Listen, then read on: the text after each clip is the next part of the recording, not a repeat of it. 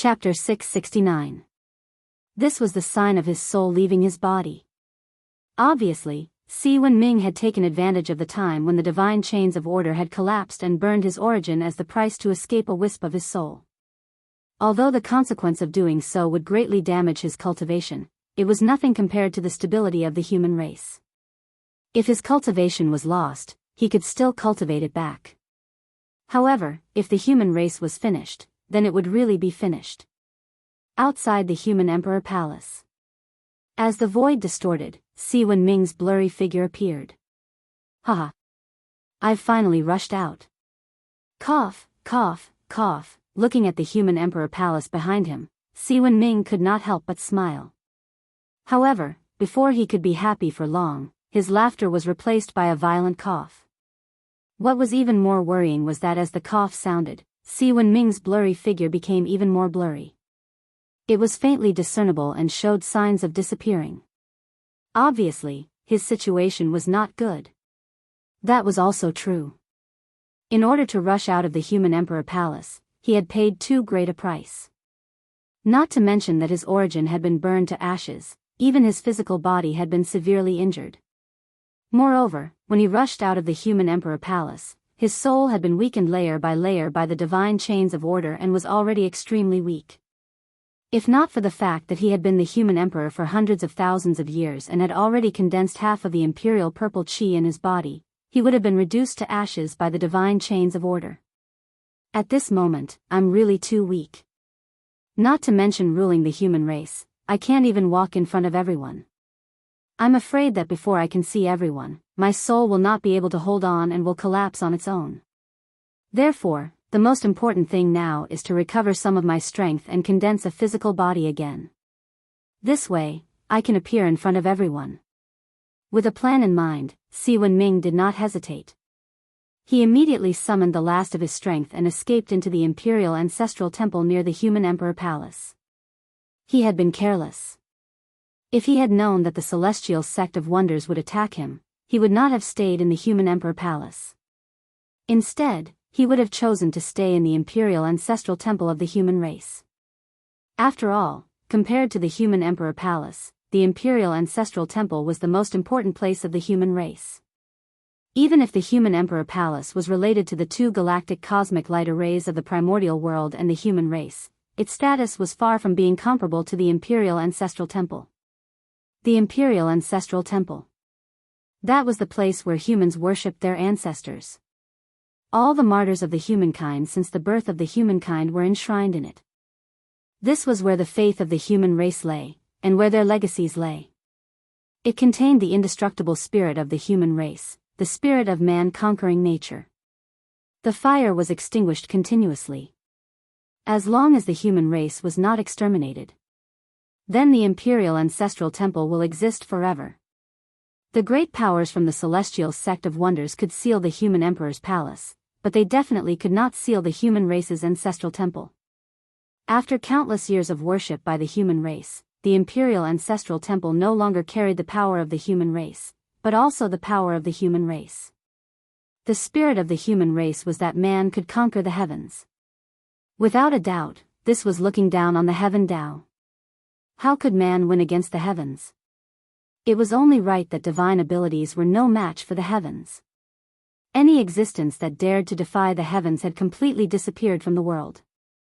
All of this had been proven by history. But even so, the human race still dared to shout the slogan, "Man can conquer the heavens." Of course, this was not because the human race was stubborn, but because the human race had something to rely on. This reliance was the human Tao. As a postnatal race created by Nuwa to make up for the lack of the human Tao, the human race had an advantage that the other races did not, and that was that they were closer to the human Tao. It was precisely because of this advantage that some of the activities of the human race could repeatedly resonate with the human Tao. It was also because of this that the human race could stand out from the encirclement of the connate lifeforms as postnatal lifeforms. It was undeniable that postnatal lifeforms were inferior to connate lifeforms in every aspect. After all, they were favored by the heavens. If the human race did not have any outstanding advantages, how could they defeat the connate lifeforms? Being close to the human Tao. This was the human race's greatest advantage. With the support of the human Tao, the human race obtained unparalleled creativity, and from then on, they stood out from the primordial world and became the main characters of the world. The spirit of the human Tao had long been imprinted in the human race's bones, and was passed down through the bloodline from generation to generation. As such, it was no wonder that the human race would shout the slogan, "Man can conquer the heavens." It was a spirit that was engraved in the bones, an instinct that could not be erased or forgotten. Even the heavens and the earth would be moved by it. The human race was born with the human Tao, and they practiced the spirit of the human Tao in the primordial world, spreading the glory of the human Tao. What could the heavenly Tao do? That was not defying the heavens, it was following the human Tao. The word human Tao had exhausted all things, exhausted all things. With the human Tao as their backing, the heavenly Tao could not do anything to the human race. It could only allow that person's spirit to conquer the heavens to be passed down through the generations of the human race. Think about it, even the heavenly Tao could not do anything to the imperial ancestral temple. What ability did the celestial sect of wonders have to touch the imperial ancestral temple? Not to mention, Nuwa, Feng Zichen, and the statues of the 3 sovereigns and 5 emperors were also enjoying the offerings of the human race in the imperial ancestral temple. It was likely that as soon as the celestial sect of wonders made a move, Nuwa and Feng Zichen would immediately sense it and stop all of this from happening. Therefore, the imperial ancestral temple was the safest place for the human race. If Si Wenming hid in the imperial ancestral temple, then unless Tao ancestor Hong Jun personally took action or the 3 pure ones personally descended, the celestial sect of wonders would not be able to touch him in the slightest. However, the human emperor living in the imperial ancestral temple was just talk. Of course, it was impossible to really do it. In the end, the imperial ancestral temple was also a place to worship the ancestors. It was fine for a short period of time, but if the human emperor lived here all the time, what would it be like? Time was like flowing water. In the blink of an eye, 1,000 years had passed. The situation in the untainted land had become even worse. However, at this moment, the human emperor Si Wenming finally walked out of the imperial ancestral temple. Sigh. In the end, the time is too short. My strength has only recovered a little, and my physical body has not been able to revert to the body of an innate god fiend. However, time does not wait for me now. I can't care so much. Si Wenming, who walked out of the imperial ancestral temple, looked at his new body and could not help but sigh in disappointment. However, in 1,000 years, even if he did his best, how much cultivation could he recover? Originally, with the support of the human race's destiny, although Si Wenming's cultivation was only half a step away from Daluo Jingxian, his strength was comparable to that of a great perfection sage to be. However, as he forced his way out of the human emperor's palace, his divine soul escaped, but the human race's destiny was still locked in the human emperor's palace. This meant that Si Wenming, who had lost the human race's destiny, had returned to his original state. He was only half a step away from Daluo Jingxian. If that was the case, it was fine. Although a half-step golden immortal was not strong enough, he could be regarded as an overlord in the current untainted land, though he might not be invincible in the present age. However, because of the burning of his origin, Si Wenming's realm fell. He fell from half a step away from Daluo Jingxian to the level of a golden immortal. Moreover, his physical body, which was comparable to an innate god fiend, could not be brought out of the human emperor's palace. The physical body that he had now was just a recondensed one that he had spent 1,000 years to refine. It had just reached the level of an innate life form. Weak, too weak. Although the golden immortal realm was the limit of combat strength in the untainted land, innate lifeforms in the golden immortal realm could be found everywhere in the untainted land. He could not be considered an expert. Si Wenming was the only one who knew the difference between an invincible warrior of the untainted land and an ordinary expert. However, it did not matter if his cultivation level was low or his strength was weak. Si Wenming still had half of the imperial purple qi and the innate treasure, the human emperor's seal. Although these 2 treasures were not enough to let him continue to be invincible in the untainted land, they were enough to ensure his safety and prevent him from being killed. As soon as he came out of the Imperial Ancestral Temple, Si Wenming did not have time to sigh about his luck.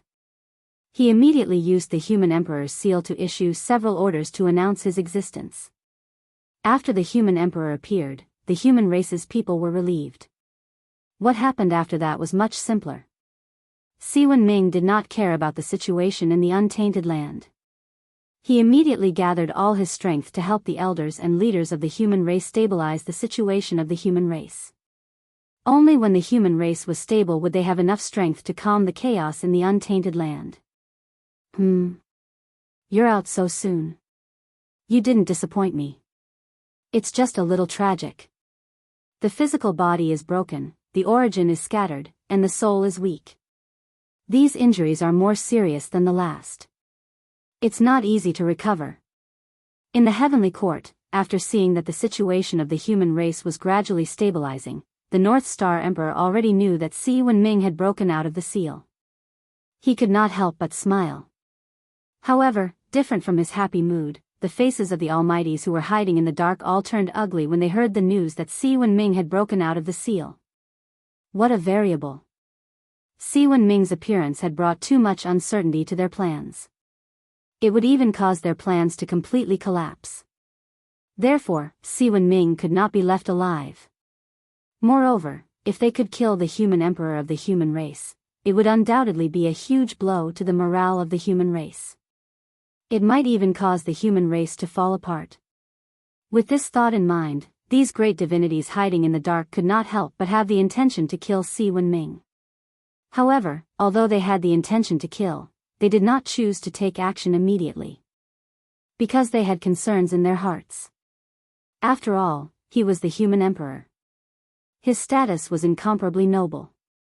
He had the karmic position of heaven and earth. If they killed him for no reason, they would inevitably attract karmic power. Normally, they might not care about these karmic powers. But now, everyone was on the verge of attaining the Tao. If they rashly attacked and killed the human emperor, they would probably never be able to attain the Tao. For this reason, no one was willing to make a move. It was not impossible to make a move, but who would bear the responsibility? No one could bear the responsibility. No one was willing to give up the opportunity to attain the Tao to kill the human emperor. Therefore, everyone seemed to be very hesitant. However, their hesitation did not last long. Because Si Wenming's next action made them make up their minds. They had to get rid of the human emperor. In less than 1,000 years, Si Wenming had stabilized the situation of the human race and integrated a large number of living forces to put into calming the chaos of the primordial world. At this moment, the dignity that the human race had accumulated for millions of years was undoubtedly displayed. As soon as the human race made a move, the 10,000 races that were shouting and killing each other immediately became obedient.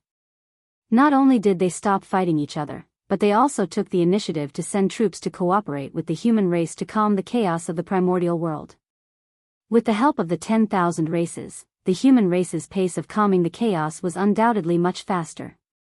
Soon, a large number of primordial mutants were either captured or killed. Even the immortal heaven and earth mutants could not stop the human race's footsteps. That's right. The heaven and earth mutants were very strong and brought a lot of trouble to the human race. However, no matter how big the trouble was, it was not difficult for the human race. If one person was not a match for the heaven and earth mutants, then 10 people, 100 people, 1,000 people, 10,000 people. Even ants could bite an elephant to death. Not to mention people. The thing that the human race did not lack the most was people. Quantitative change was enough to trigger qualitative change. Hundreds of golden immortals joined forces to set up a large array. The power that erupted could not kill the heaven and earth mutants, but it could also seal them. Even if it was only a temporary seal, as long as the primordial world was stabilized and Si Wenming's power returned, he would be able to suppress them with a flip of his hand. In this chaos of the primordial world, the human race no longer hid their strength. They swept across the entire primordial world with absolute strength, wanting to calm the chaos in one fell swoop. In fact, there was no need for the human race to hide their strength. They had already been forced to this extent. If the human race still showed that they could not withstand a single blow, it would only encourage the arrogance of the person behind them. At the same time, it would also attract more prying eyes. It was a disaster for a child to cause trouble with gold. The destiny of the human race was gold, and the people hiding in the dark were spying on the existence of gold. If the human race didn't show how strong they were, they would definitely be eaten up by the others, including their skin and bones. Only by showing unparalleled strength could they intimidate the eyes that were secretly spying on the human race.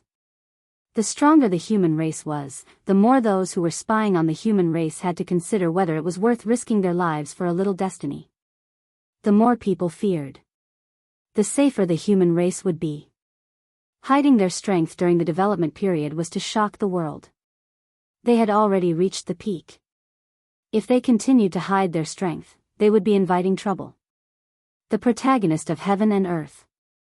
Who would not spy on them? One had to know.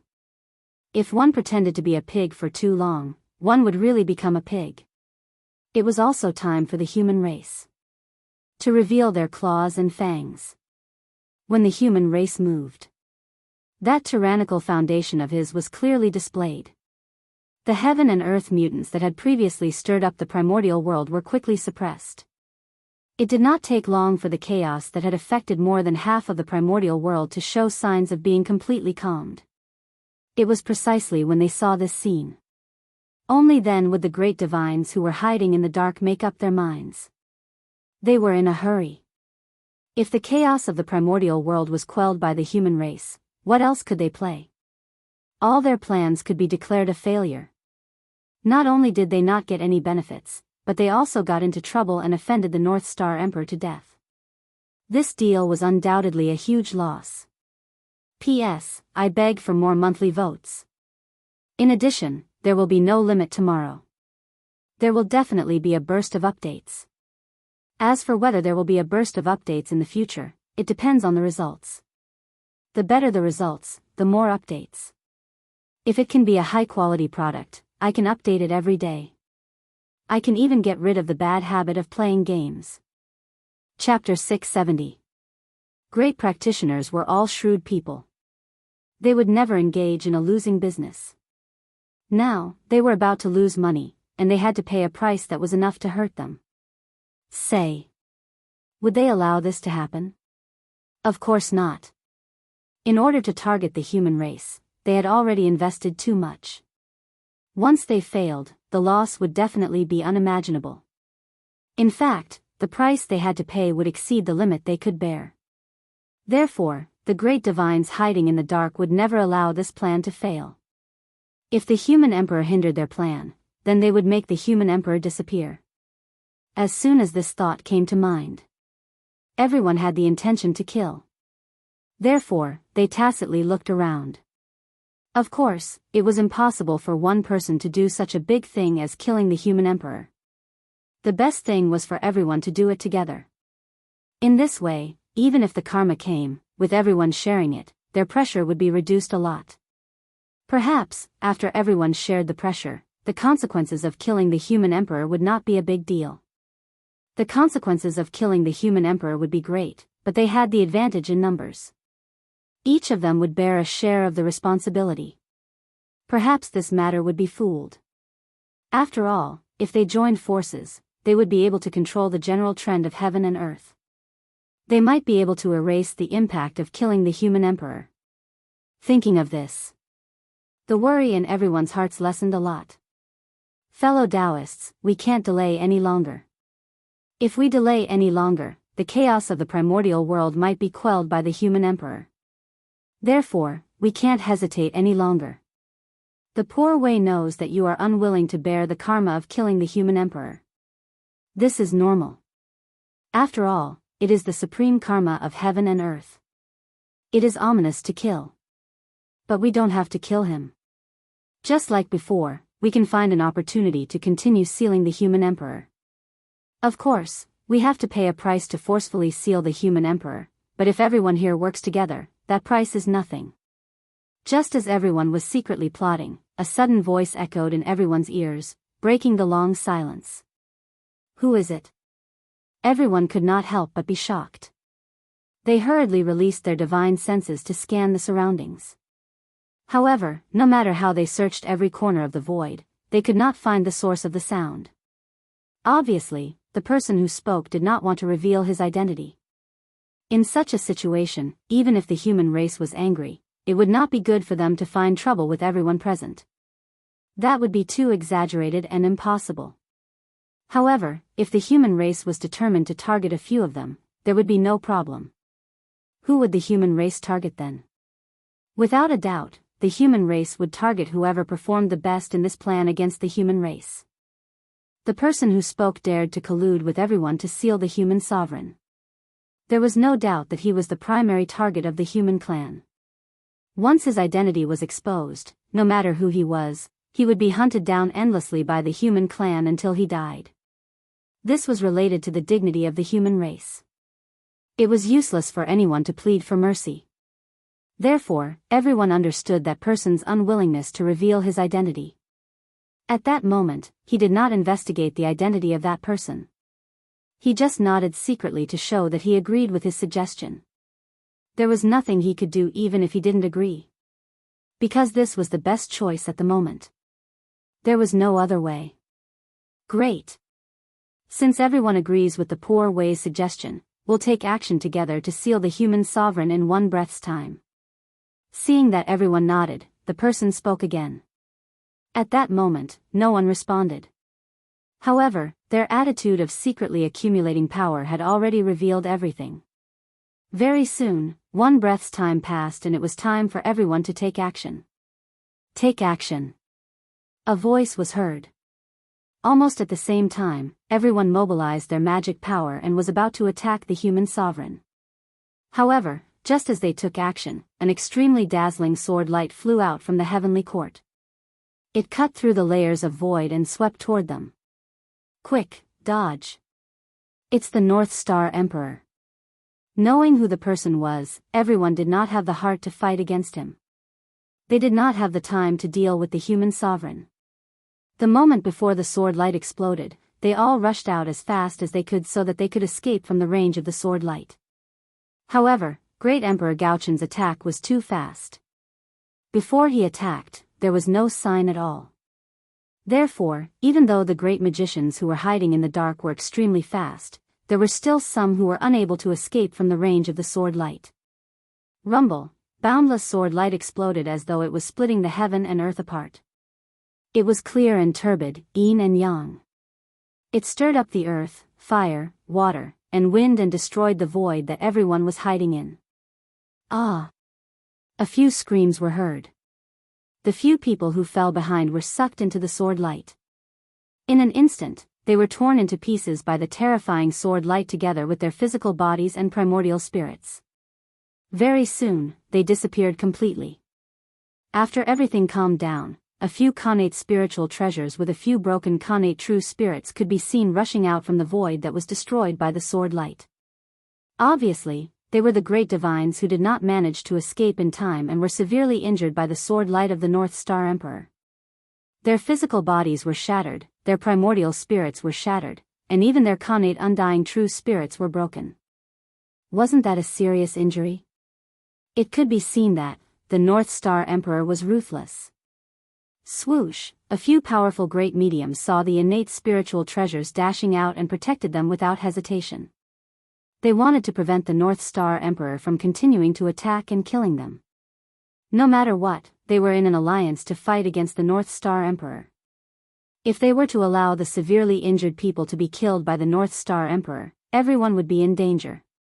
The alliance that was not considered reliable to begin with would only exist in name. Before the enemy was dealt with, the alliance would only exist in name. Then, when the North Star Emperor came, how were they going to defend against him? Therefore, no matter what, they had to protect the alliance. Even if it was just for show, they had to maintain the stability of the alliance to prevent the North Star Emperor from finding an opportunity to destroy them one by one.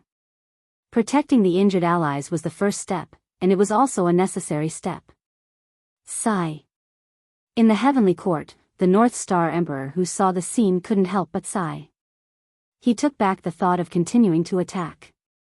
Everyone reacted quickly and did not give him a second chance to attack. Otherwise, he might have the chance to kill a few great divines. However, the chances of that happening were not high. Those who could reach this stage would have some trump cards in their hands. How could they die so easily? One had to know that this was the primordial world with an incomparably deep foundation. If it was another world, primordial chaos experts could naturally do it. However, the primordial world could not. There was no other reason. Its foundation was too deep. The primordial world was built on the corpses of a large number of chaos demon gods whose strength far exceeded the primordial chaos realm. This also created the primordial world's incomparably deep origin. For this reason, some special existences could always be born in the primordial world. These things could either save one's life or trick others. But without exception, these special existences were far more mysterious than one could imagine. They might have the ability to fight against primordial chaos experts. In short, with the strength of the primordial world, it was not strange for anything to be born. Therefore, as long as it was not a one-on-one situation. Even if the North Star Emperor was in existence on the level of primordial chaos Daluo Jinxian, he did not dare to say that he had the confidence to completely kill several great divines. They all hid too well. No matter how narcissistic the North Star Emperor was, he did not dare to guarantee that he was the only actor in the primordial world. Who knew, there might be others who acted better than him. If he was accidentally acted by others, it would be awkward. In particular, the North Star Emperor was certain that among the many great divines in the primordial world, there were definitely more than one saint. Perhaps, among the group of great divines in front of him, there might be a saint. Therefore, the North Star Emperor did not dare to go too far. If he accidentally forced the other party into a corner and fought to the death with him, he would be in big trouble. The means of a saint might not be weaker than him. They were figures who had existed since the creation of the world. Who knew how many treasures they had in their hands? Since they had already opened up their identities, they must have prepared a lot of good things for them. It was not impossible for them to temporarily possess the combat strength of a primordial chaos expert. It was because of this that the North Star Emperor decided to focus on stability. In the end, it was still because the human race was too weak. If the human race had 4 or 5 primordial chaos Daluo Jinxian, the North Star Emperor would not care about the identity of a saint. He would have long pushed them over. Fellow Taoists, don't you think it's too much? When the human emperor of our race was sealed, I did not make a move to save him. But now that the human emperor of our race has just broken the seal, you are in a hurry to make a move on him. Your table manners are really unsightly. After putting away the Zichan sword, the North Star Emperor mocked everyone. Your Majesty, you must be joking. The Poor Wei and the others have no intention of making a move on the human emperor. They just want to help the human emperor when they see that the primordial world is in chaos. One of them laughed dryly and went forward to explain. Hee. Help? I think it's more of a hindrance. It seems that the primordial world is not chaotic enough. Are you planning to add more fuel to the fire? How could the North Star Emperor believe such nonsense? He continued to mock them. It's fine if your Majesty doesn't believe me. The Poor Wei and the others just won't make a move. That person saw that the North Star Emperor's words were unpleasant. After laughing a few times, he stopped talking. So, the place fell into silence again. However, under this silence, there was an invisible undercurrent surging crazily. Fellow Taoists, it's already come to this. If you still have any tricks up your sleeves, don't hide them anymore. Hurry up and use them. Otherwise, after a period of time, the human race will completely pacify the primordial world. Then, all our previous efforts will be in vain. With the North Star Emperor around, it was no longer realistic to make a move on the human emperor. Everyone could not help but feel more anxious. Time waits for no one. To be honest, these powerful existences were also very depressed. As the saying goes, every dog has its day. However, they did not expect it to change so quickly. Previously, they worked together to stop the North Star Emperor from helping the human emperor. But now, the situation was completely reversed. It was the North Star Emperor's turn to stop them from making a move on the human emperor. Wasn't this retribution coming a little too quickly? Could this be the effect of the providence of the protagonist of heaven and earth? It made it difficult for the other forces to harm the human race. However, with so many forces working together, their providence should have suppressed the human race. After all, the providence of the human race was only half of the providence of all the races in the primordial world. It was not half of the entire primordial world's providence.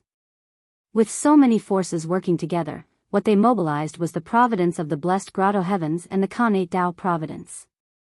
Whether it was the quality or quantity, it suppressed the human race. Therefore, the providence of the human race should not be so prosperous at this moment. However, although they were confused, their actions were not slow. They all used their trump cards. They had already invested so much in the beginning. Now, they could no longer retreat. Anyway, if they retreated this time, they would not be able to obtain the forgiveness of the human race. Then, they would go all the way. What if they won? The benefits they would obtain would undoubtedly be shocking. All right. We have to admit. These great divination masters were gambling. However, wasn't life a huge gamble? If they won the gamble, their future would be bright. If they lost the gamble, there was nothing to lose. Since that was the case, why not block it? There was no way for them to turn back. Rumble. The moment these powerful existences' backup plans were activated, orders were sent out from the various blessed grotto heavens. Immediately, dozens of Khanate races that had submitted to the human race rebelled. In the name of the human race being tyrannical, they led ice to attack the human race. At the same time, hundreds of Khanate races that had long submitted to the powerful existences rushed out from the dojos of those powerful existences and charged towards the human race. For a moment, the human race became the target of everyone in the primordial world. Even the excuse was ready-made. The human race was tyrannical, so much so that they were sinned by the heavens. They sent down the mutants of heaven and earth to cause chaos in the primordial world, disturbing the foundation of the human race's rule. For this, these Khanate races obeyed the mandate of the heavens and mobilized troops. They thought that the heavens and earth would get rid of this thief and overthrow the rule of the human race. The human race, who was suppressing the mutants of heaven and earth, was suddenly stabbed in the back by the Khanate races. They were flustered. However, the human race was strong after all. The rebellion of a few dozen Khanate races did not cause much of an impact. They could be suppressed very quickly. On the other hand, the Khanate races that walked out of the dojos of the powerful existences were somewhat difficult to deal with. Unlike the Khanate races that were still in the primordial world, the Khanate races that were in the dojos of the powerful existences were not affected by the change of the world at all. Their bloodlines did not degenerate and still maintained the purity of their Khanate bloodlines. Because of that, they were extremely powerful. Moreover, there was also an irreconcilable blood feud between these Khanate races and the human race. They would rather leave the primordial world than live under the same sky as the human race. This had already explained everything. These Khanate races were all the main forces in the Khanate Alliance back then. Chapter 671. What was the Khanate Alliance? It was an alliance formed by all the Khanate races in the primordial world in order to fight against the human race. It was also the predecessor of the primordial world's 10,000 races. In the great war between heaven and earth, they had fought countless battles with the human race. Blood could be said to have dyed the primordial world red. Although the Khanate Alliance had received Fushi's favor during the disaster of the beasts, most of the Khanate races had chosen to bury the hatchet with the human race.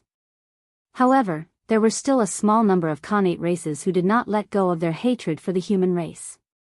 Instead, they chose to draw a line with the human race. These Khanate races were the main war faction of the Khanate Alliance. As the main war faction, they could be said to be the main force of the Khanate Alliance against the human race.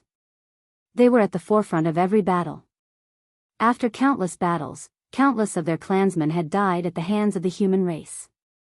These blood feuds had accumulated, causing them to form an irreconcilable enmity with the human race. Thus, how could they submit to the human race? Therefore, after the Khanate alliance collapsed, the other Khanate races joined the human race. These Khanate races who had a death grudge with the human race joined forces to deal with the Khanate beasts. From then on, they had a new name, the Khanate vestigial race. The race left behind from the Khanate era. Without a doubt, since these Khanate vestigial race dared to become enemies with the human race, their strength must be extremely powerful. Although they could not fight against Khanate beasts, they could still survive. Under the protection of each other, the Khanate vestigial race survived the tribulation of Khanate beasts with difficulty. But then, before they could take revenge on the human race, they suddenly realized that the human race was already a colossus that they could not shake. At that time, Fushi suppressed the primordial world. No one in the 10,000 races could contend against him. Helpless, these Khanate vestigial race temporarily gave up the idea of revenge and focused on developing to wait for the future. Unfortunately, although their strength increased quickly, the human race undoubtedly developed faster.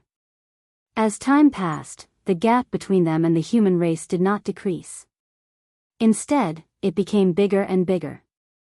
Their hope of revenge was getting slimmer and slimmer. Then, the Khanate vestigial race had been waiting for heaven and earth isolation. After heaven and earth isolation, they could not stay in the primordial world any longer. Therefore, they sought refuge with the great divine ability. They hoped that one day, a peerless figure would be born in their race and completely destroy the human race. In the blink of an eye, the world had changed. In the blink of an eye, millions of years had passed. At this time, the pre-celestial descendants who were practicing in the Taoist field of the great mediums suddenly received an order from the Taoist priests to go to the untainted land to attack the human tribe. It was this order that awakened the hatred in the hearts of the Xiantian vestigial races towards the human race. Almost without hesitation, they walked out of the great masters' dojos and brazenly charged at the humans. Things were different now. In the past, they weren't a match for the human race, not because they weren't strong enough, but because the human race had the support of a great divine ability.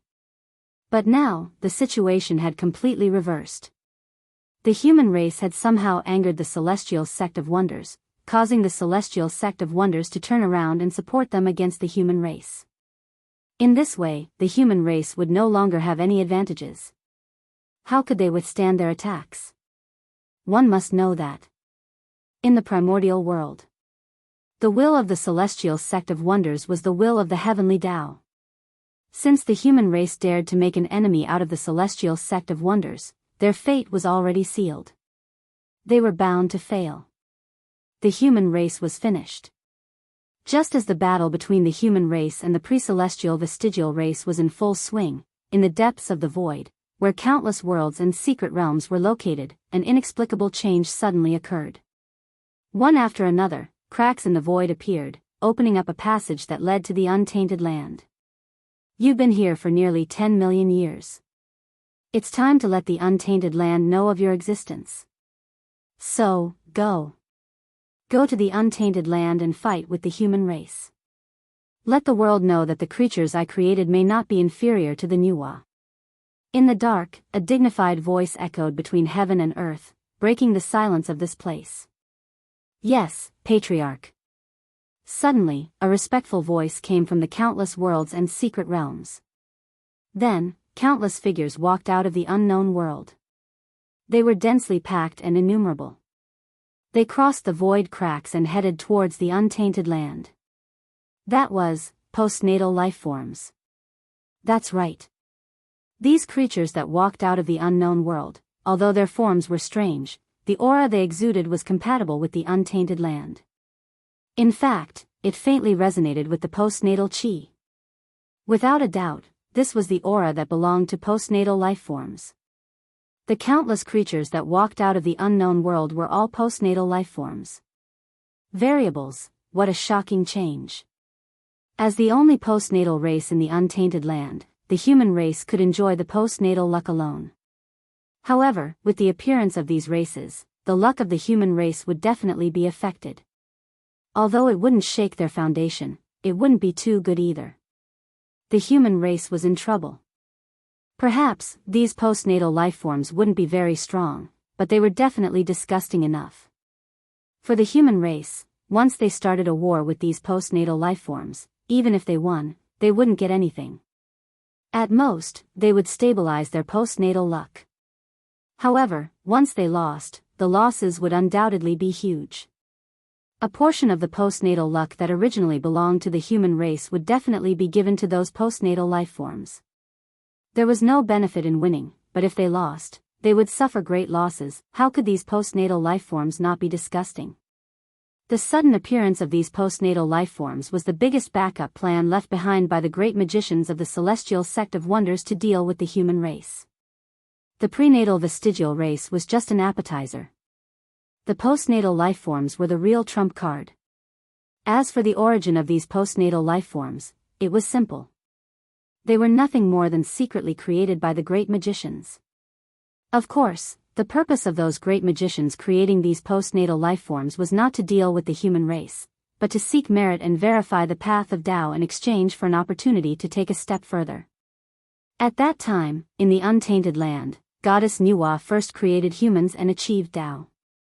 After that, Taoist Mingi created the Azura clan in the Blood Sea and obtained a large amount of merit, so he took a step further. It was when they saw this scene that those great magicians couldn't help but have the idea of creating a postnatal race. There was no loss in trying. What if they succeeded? Even if they didn't take a step further like Mingi, as long as they could gain something, it wouldn't be a loss. It could even be a gain. If they could obtain some merit, that would be even better. With such thoughts in mind, the great magicians hid in the dark for a period of time and created all kinds of postnatal lifeforms for the untainted land. As for why these postnatal lifeforms had never appeared in the untainted land for so many years, the answer was much simpler.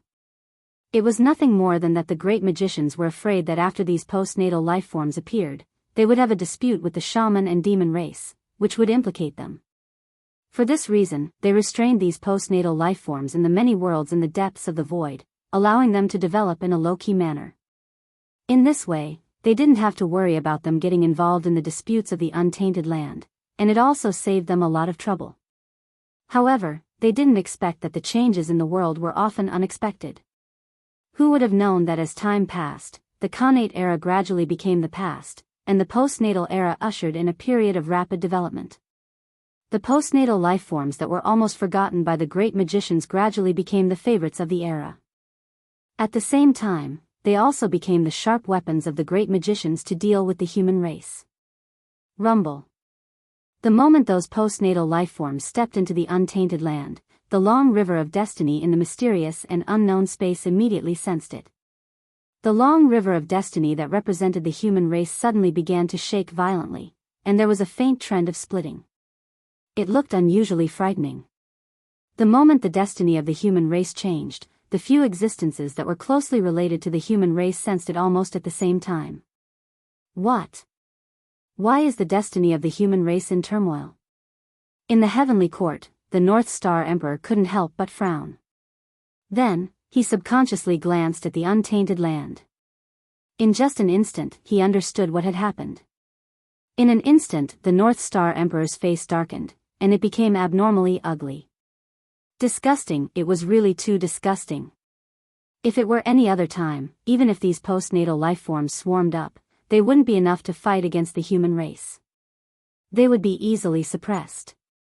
But now, the human race was facing enemies from both sides. If they fought with these postnatal lifeforms again, they would seem a little inferior. The reason for this was not because these postnatal lifeforms were too strong, but because in the battle with the postnatal lifeforms, the human race could not lose a single battle, and they could not have a tug-of-war with them. Let's put it this way, if the human race could not completely kill these postnatal lifeforms before they could gain a foothold in the untainted land, then the human race would have already lost the battle with these postnatal lifeforms. And the longer the war lasted, the greater the losses of the human race. The reason was because once these postnatal lifeforms gained a foothold in the untainted land, a portion of the postnatal destiny would be separated from the human race's destiny and flow to these postnatal lifeforms. Moreover, this providence was not fixed. The greater the advantage of these postnatal lifeforms, the greater the destiny that would flow from the human race's destiny to them. The meaning of their existence was to drink the blood of the human race. Fellow Taoists, what a good method. I have underestimated you. However, if you want to overthrow the human race with just these postnatal lifeforms, you are thinking too much. Glancing coldly at everyone, the North Star Emperor said coldly. However, no one responded to his words. In this, the North Star Emperor was not surprised. Instead, he secretly thought of a countermeasure. The appearance of the postnatal lifeforms was indeed beyond his expectations, but this was not a big deal. The human race had a deep foundation. Even when the myriad races were at their peak, they were not afraid, let alone now. Although the human race's current situation was extremely dangerous, that was all on the surface. It was only because accidents happened one after another that the human race was caught off guard, resulting in the current situation. However, as long as they could survive the current period, all the turmoil would be quelled one by one. The human race was not as weak as they had imagined. The Seven Stars continent had not made a move yet, and the allies of the human race had not made a move either. It could be seen that the true foundation of the human race had not been activated yet. This Feng Zichen knew. The great divinities also knew. Therefore, in order to deal with the human race, the great divinities definitely had some backup plans. In the untainted land, only the demon race and the shaman race could pose a threat to the human race. As an ally of the human race, the shaman race would not attack the human race, so only the demon race could do so. With a thought, the North Star Emperor thought of the final trump card of the great divinities, the demon race. If the demon race took advantage of the chaos to attack, they could indeed threaten the human race. One had to know. After the battle between the shaman and the demon race, although the demon race suffered a great loss and was almost completely wiped out, a portion of the demon race's strength was preserved. That was the North Sea demon race under Demon Master Kuan Peng. Due to his bad relationship with Di Jun, Patriarch Kuan Peng had always worked but not put in any effort in the heavenly court. For this reason, during the battle between the shaman and the demon race, only Patriarch Kuan Peng of the entire North Sea demon race fought. Moreover, at the end of the battle, this fellow ran away with He Tu and Luo Shu when he saw that the situation was not good. He had really tricked Di Jun. However, although Patriarch Kuan Peng's actions were despicable, it was precisely because of this that the North Sea demon race was able to preserve their strength and become a major force in the untainted land. Although the North Sea demon race was only a branch of the demon race, they might not be weaker than the current human race. Therefore, if the North Sea demon race attacked the human race would really be in danger. Thinking of this, Emperor Gaochen couldn't help but lower his gaze and look at the North Sea to observe the current situation of the North Sea demon race. However, before he could look at the North Sea, a loud explosion suddenly came from the heavenly realm. Bang! The moment he heard the loud explosion, Emperor Gaochen's heart skipped a beat, and he had an ominous premonition. When he looked over and saw the source of the explosion, his heart couldn't help but sink.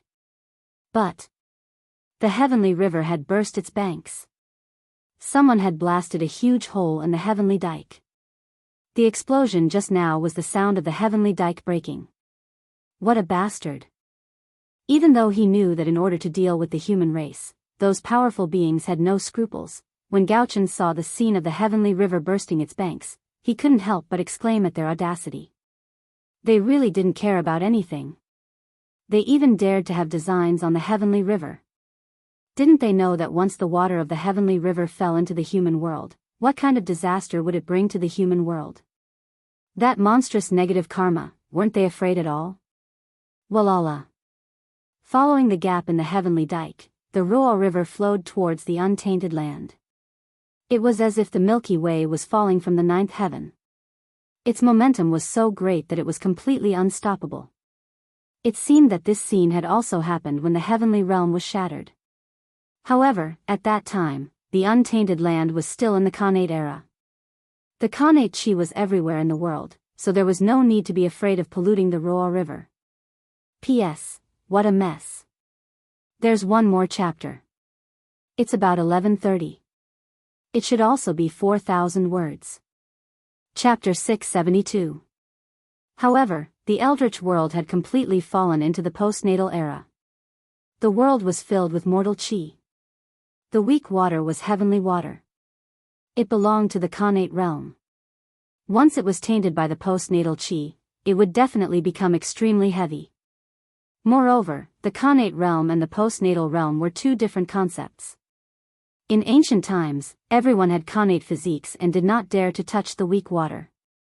Needless to say, most of the living beings now had postnatal physiques. Disaster. It had suddenly descended upon them. For a moment. In the eldritch world, the flood was surging. The weak water was connate water. In addition, it was illuminated by the starlight day and night. It had undergone a huge change and contained a huge amount of energy. As soon as it landed on the eldritch world, it was affected by the laws of heaven and earth and began to transform from connate to postnatal realm. If a drop of connate water completely transformed into postnatal water, it would probably be as much as a river. One could imagine what kind of disaster it would be for the people when the heavenly river flowed into the eldritch world. Damn it! Seeing that the heavenly river was flowing into the eldritch world, Gauchen did not care about the great divines anymore. He immediately took out the Pantheon painting and turned it into a sky screen to block the gap in the heavenly river. After that, he released his divine thought and enveloped the entire heavenly court. Gauchen stretched out his hand and grabbed at a certain palace in the heavenly court. How dare you continue to stay in the heavenly court after destroying the heavenly dike? Do you really think I don't dare to kill you? Rumble. As Gauchen pressed down with his palm, the shadows of the 5 emperors vaguely appeared. They released endless emperor aura, causing the space-time in that area to completely freeze. 5 emperors' great handprint. In the next moment, the 5 emperors' great handprint exploded with terrifying power and tore the palace into pieces. At the same time, Gauchen grabbed a slightly wretched figure out of the broken palace. Under the suppression of the 5 emperors' great handprint, that person could not even resist, let alone escape. Who sent you?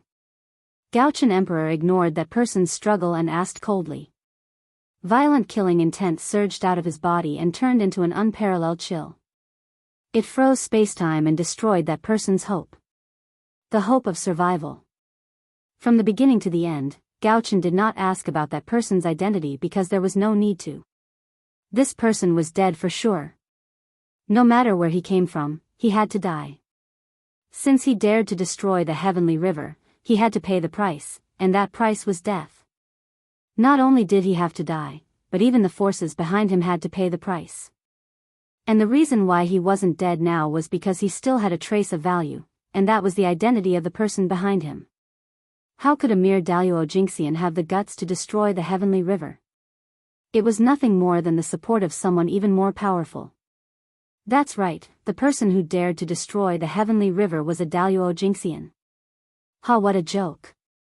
A mere Daluo Jinxian dared to destroy the heavenly river. If a quasi-sage were to make a move, wouldn't the heavenly court be overturned? Who is it? Seeing that the person did not answer, the North Star could not help but tighten its grip on his hand. Suddenly, the person let out a shrill scream as his entire body and primordial spirit shattered together. Only a trace of the innate undying true spirit was left as it struggled desperately in the North Star's hand. Speak. Without giving the person a chance to breathe, the North Star Emperor continued to ask. Boom. As he spoke, the unique aura of the Celestial Emperor erupted from his body and crushed toward the person.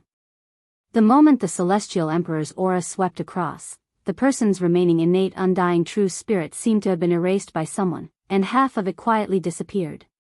But even after suffering such a painful blow, the person still did not say a word. You're quite loyal. However, do you think I won't be able to find out who sent you? Then you and the people behind you are underestimating this humble one's methods. Seeing that he could not get anything out of the person, the North Star Emperor's heart stirred. Suddenly, the universe shook as an illusory river appeared from the void. It came majestically and drowned the remaining half of the person's innate undying true spirit. In the next instant, space-time fragments danced and reflected the person's past. The river of space-time. The illusory river summoned by the North Star Emperor was the most mysterious and dangerous place in the primordial world, the river of space-time. With Pangu personally guarding the source of the river of space-time, no one could reverse the past and the future. Karma was the cause. However, although the past could not be changed, it was not impossible to use the river of space-time to observe everything that happened in the past. In the end, it was because Mount Bujo was gone. It greatly reduced the danger level of the river of space-time. If it was in the past, not to mention summoning the projection of the river of space-time, even entering the river of space-time would be suppressed by Mount Bujo. But now, there was no need to worry about such a situation happening. To be precise, it started from the time when Mount Bujo collapsed. As long as they did not interfere with the past, everyone could freely enter the river of space-time and observe the past. Of course, it was only limited to the time after that. Everything before the end of the ancient era could not be easily checked.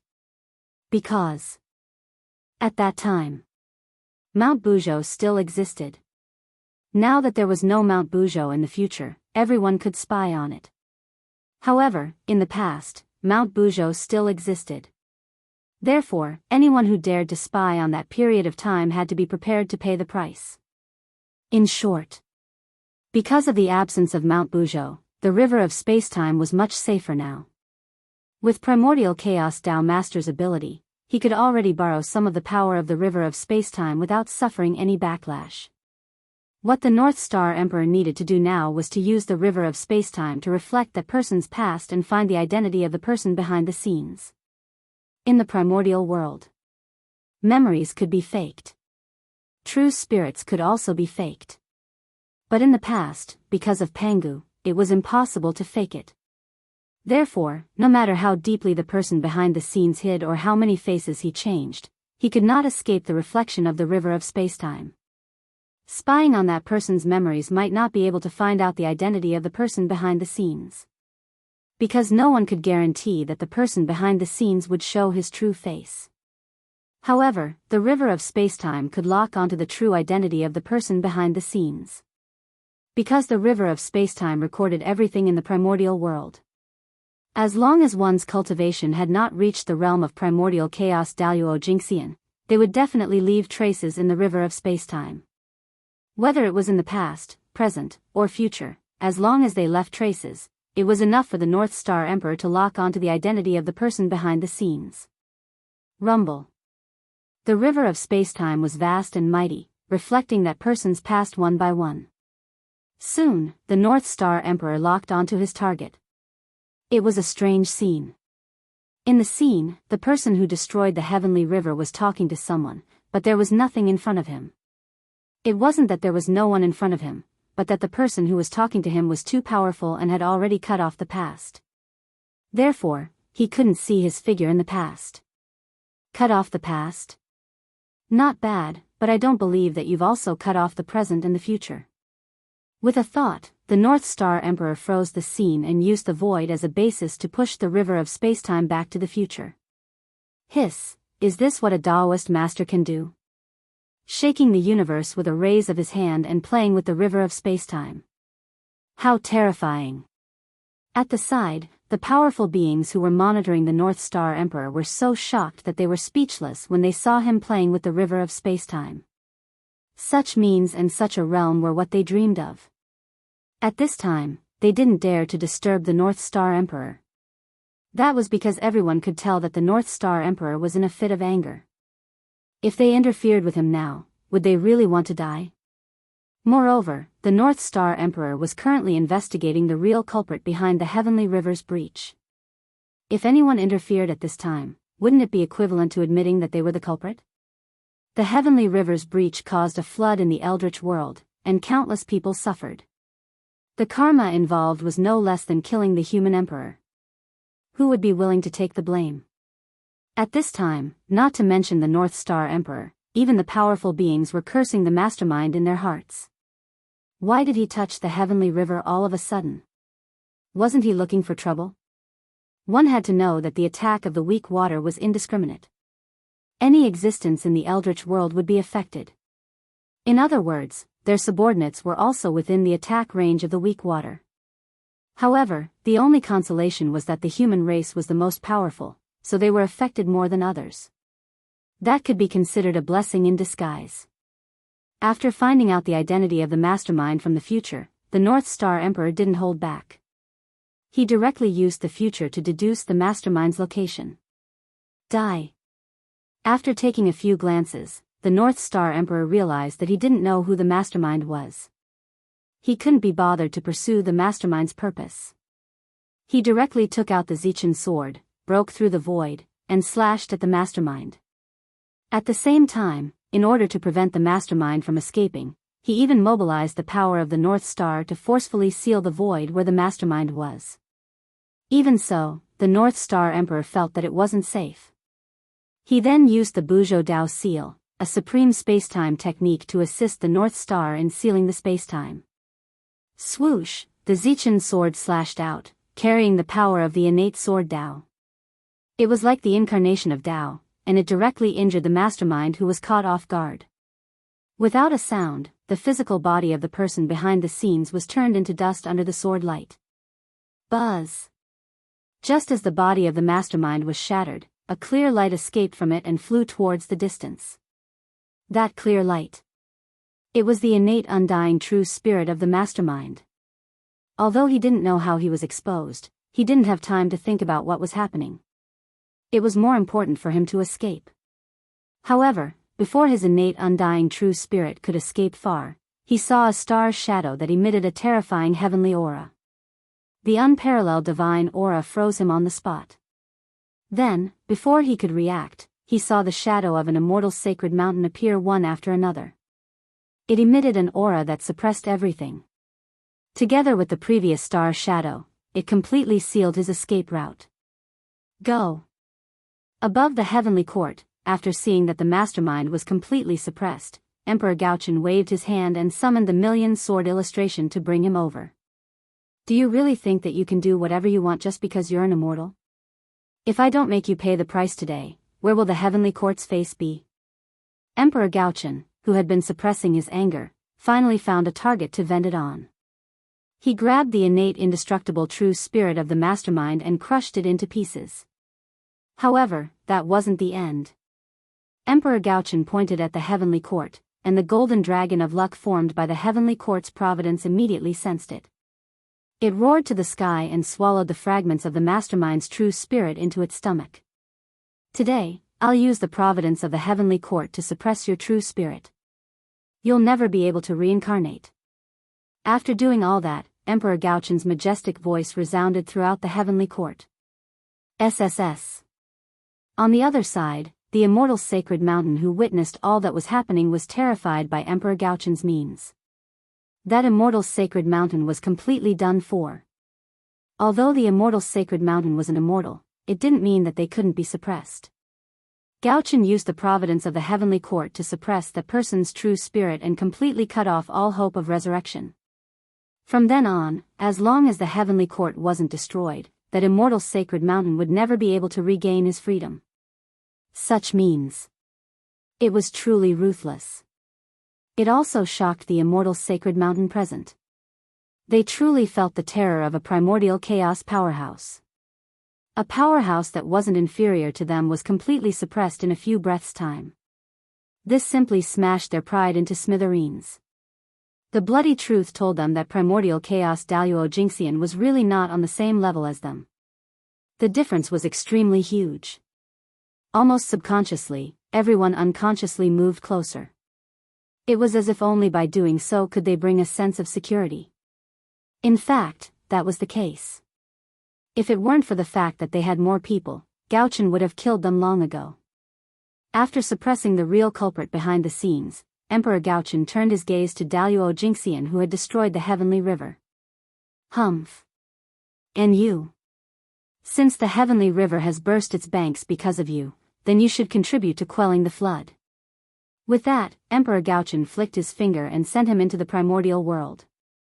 At the same time, he used the will of heaven as a knife and slashed down along the bloodline karma of Daluo Jingxian. In a trance, a sorrowful cry seemed to come from the long river of fate. Then, the innate imprint in the body of a certain innate race of the primordial world suddenly disappeared, and their bloodline began to degenerate. In the blink of an eye, they were completely reduced to mortals. They didn't show any magic power at all. Even Tai Jinxian was no exception. Moreover, shackles appeared in the unseen world, locking their cultivation door, preventing them from embarking on the path of cultivation in the future. Without a doubt, this was the clansman of Daluo Jinxian. Because of him, they had paid an unbearable price. P.S. I updated 12,000 words today. I didn't go back on my word. I beg for votes next month. As for whether I will update tomorrow, it will depend on today's results. Chapter 673.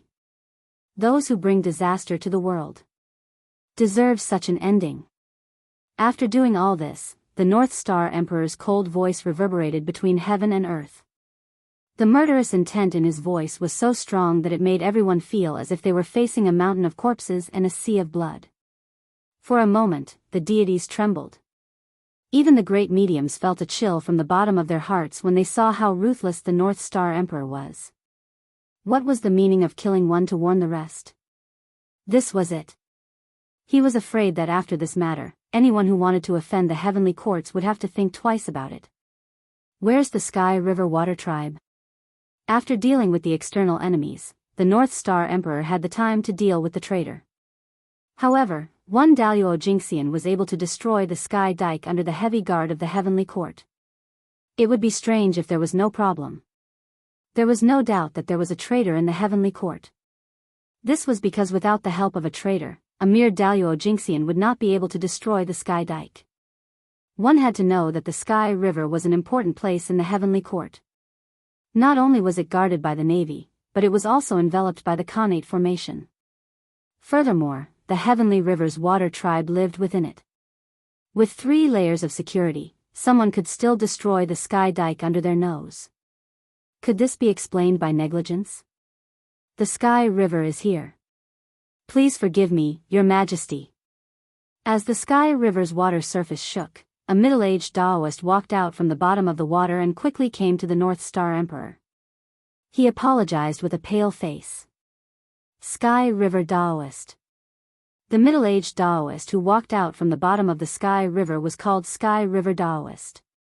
He was a great cultivator whose strength had reached the level of Daluo Jinxian. He was not a living being born in the Sky River. Instead, he was a Khanate god fiend from the primitive water tribe. However, because he had joined the heavenly court earlier, Great Heaven wanted to show his sincerity.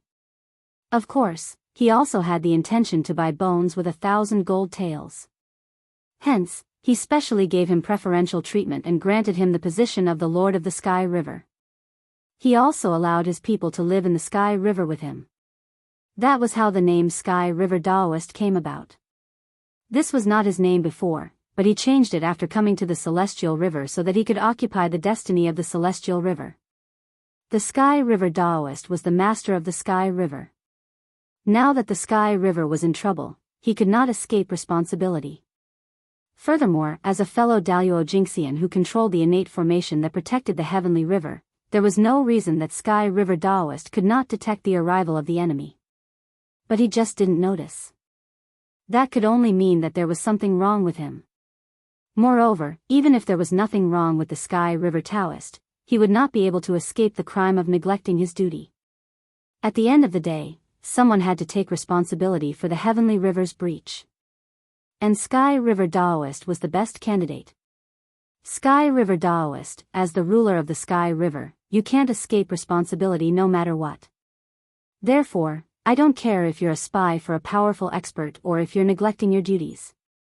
I'm only punishing you and your clansmen to fill the heavenly dike. So, are you convinced? The North Star Emperor's light words were as heavy as an immemorial divine mountain. Each word pressed down on the Sky River Daoist's heart, causing his face to turn snow-white in an instant. Yes, Your Majesty.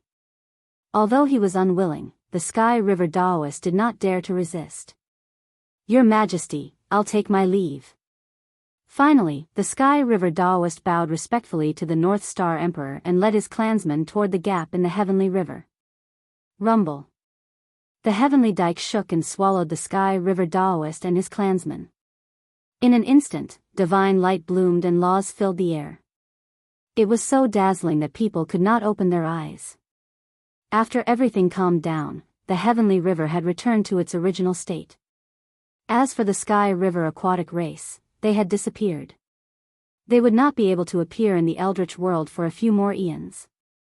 The North Star Emperor had suppressed the chaos in the heavenly court with lightning speed. The power of the North Star Emperor had shocked everyone. Humph. The world has really changed. Now, any Tom, Dick, and Harry dares to cause trouble in the heavenly court. The North Star Emperor glanced at the great divinities and said casually. It was just that his words seemed to be directed at the great divines. As a result, the expressions of those great mediums turned ugly when they heard his words. However, before they could get angry, the North Star Emperor suddenly stood up from the Emperor's throne in the heavenly court and walked out. For a moment, everyone could not be bothered to get angry. They went forward to block the North Star Emperor to prevent him from leaving the heavenly court. Your Majesty, where are you going? Outside the southern heavenly gate, a great divinity asked the North Star Emperor with a smile. Now that the outcome of the battle had not been decided, how could they allow the North Star Emperor to leave the heavenly court? What's wrong? Do I need your permission to go anywhere? Fellow Taoists, don't you think you're meddling too much? Gao Chen said with displeasure as he faced the crowd alone. Hearing that, everyone fell silent. They indeed had no reason to stop the North Star Emperor. However, in this world, there was no need for so many reasons. As long as they wanted to, it was enough. Therefore, the North Star Emperor must not leave the heavenly court.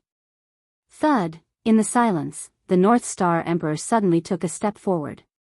At the same time, he was closer to the great divinities, almost face to face. However, none of the great divinities backed down. The atmosphere, suddenly, he became nervous. Fellow Taoists, now that the eldritch wilderness is flooded, countless living beings are suffering. As the heavenly emperor, of course, I can't stay out of this. Now, I'm going to the eldritch wilderness to find a solution to the flood. Even so, you still want to stop me? Suddenly, the North Star Emperor spoke. For the first time, he explained the reason for this trip to the heavenly court.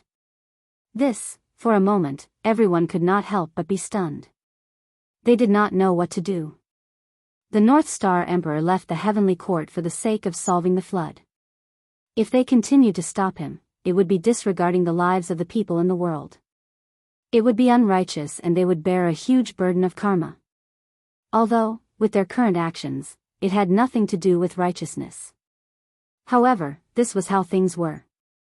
They could do it but not say it. For this, the great divinities were in a dilemma. If they let the North Star Emperor leave the heavenly court just like that, wouldn't their previous efforts be in vain? Naturally, they were extremely unwilling to accept this. However, if they did not let the North Star Emperor leave, the karma that would result was not something that they could easily bear. Enough. Fellow Taoists, you are not children anymore. Why can't you tell what's important and what's urgent? Previously, I allowed you to fool around because I gave face to the Tao ancestor and didn't argue with you. However, this is not the right for you to be arrogant. If you continue to fool around like this, then don't blame me for not showing mercy. I'll drag you all to the Purple Cloud Palace and let the Tao ancestor take a good look at his disciples. Seeing that everyone was still not giving way, the North Star Emperor's expression changed and he scolded them loudly. A great divinity was compared to an ignorant child in his mouth. What kind of humiliation was this? To be honest, the damage that the North Star Emperor's words caused to them was even worse than killing them directly. After the North Star Emperor finished speaking, the eyes of those great divinities turned red. If they did not know that the gap between them was too huge, they would have long swarmed forward and torn the North Star Emperor into pieces. However, even so, the violent killing intent still surged out of their bodies and stabbed towards the North Star Emperor without any concealment. TSK.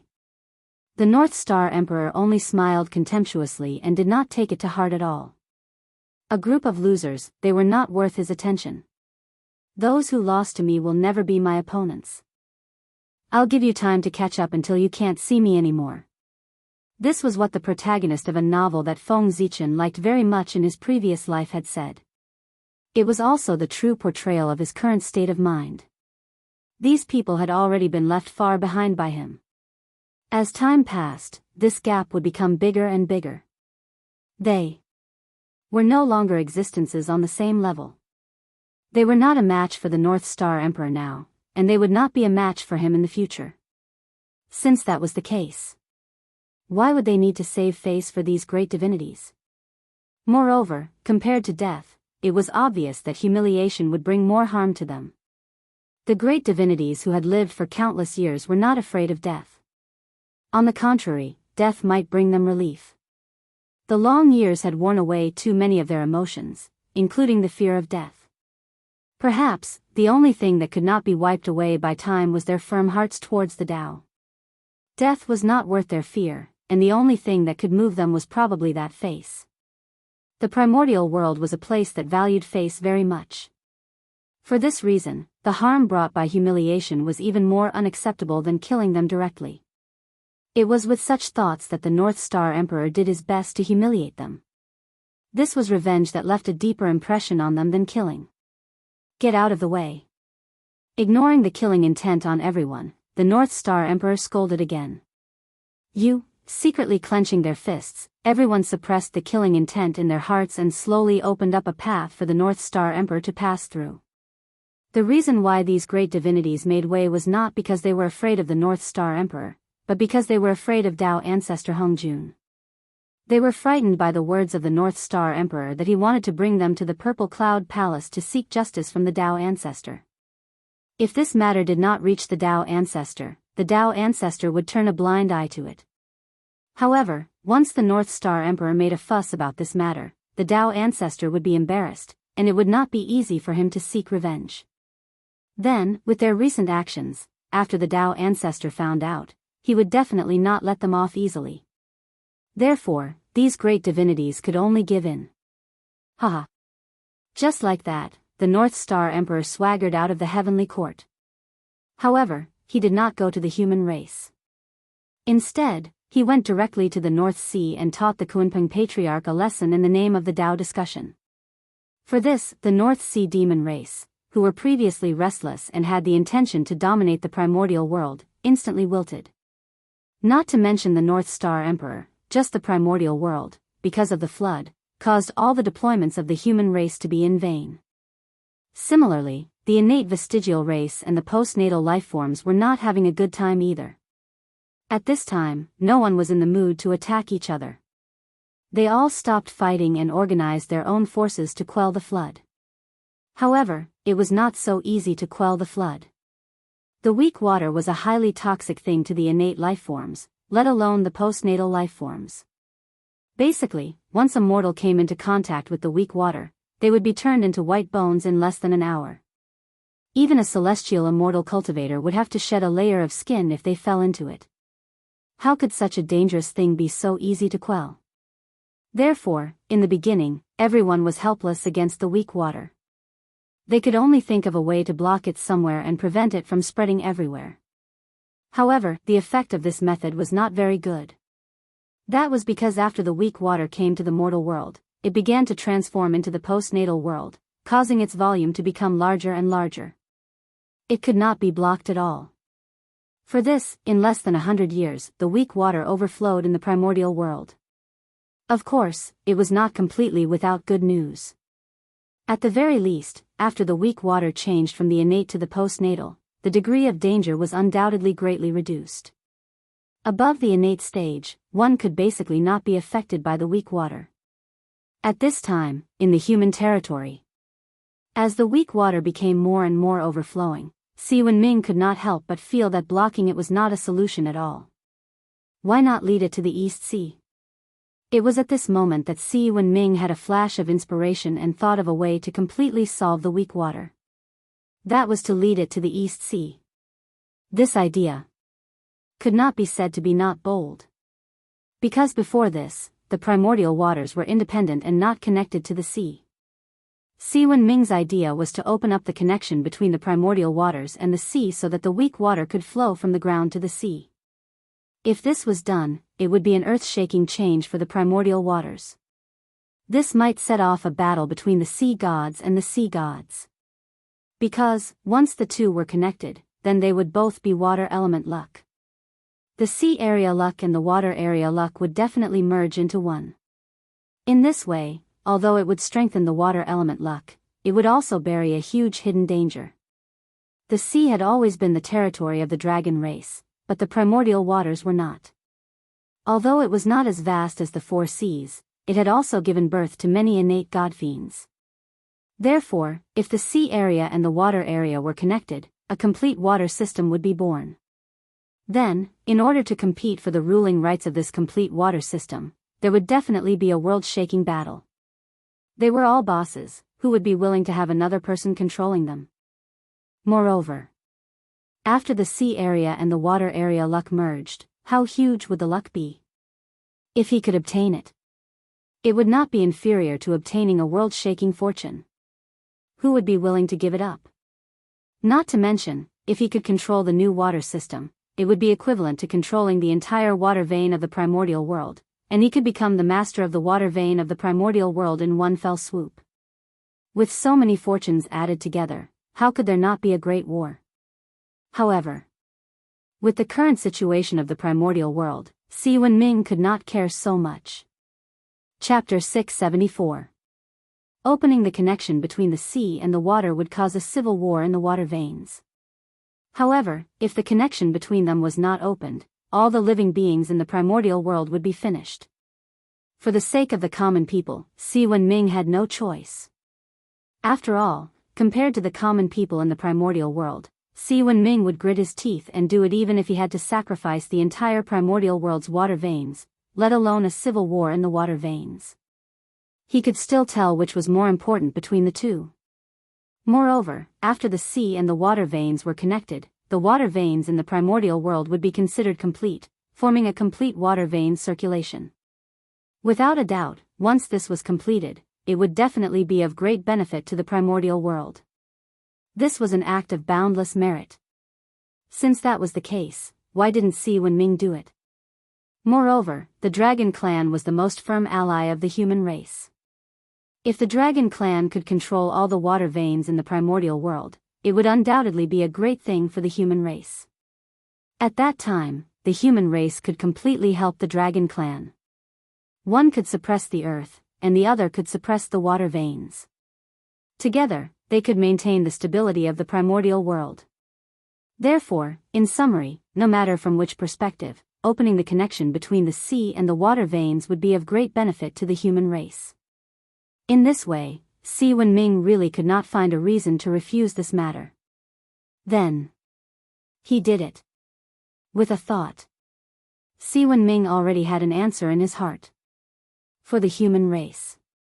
For all living beings in the primordial world. The passage between the sea and the water veins had to be opened so that the weak water could be channeled into the sea to relieve the pressure on the primordial world.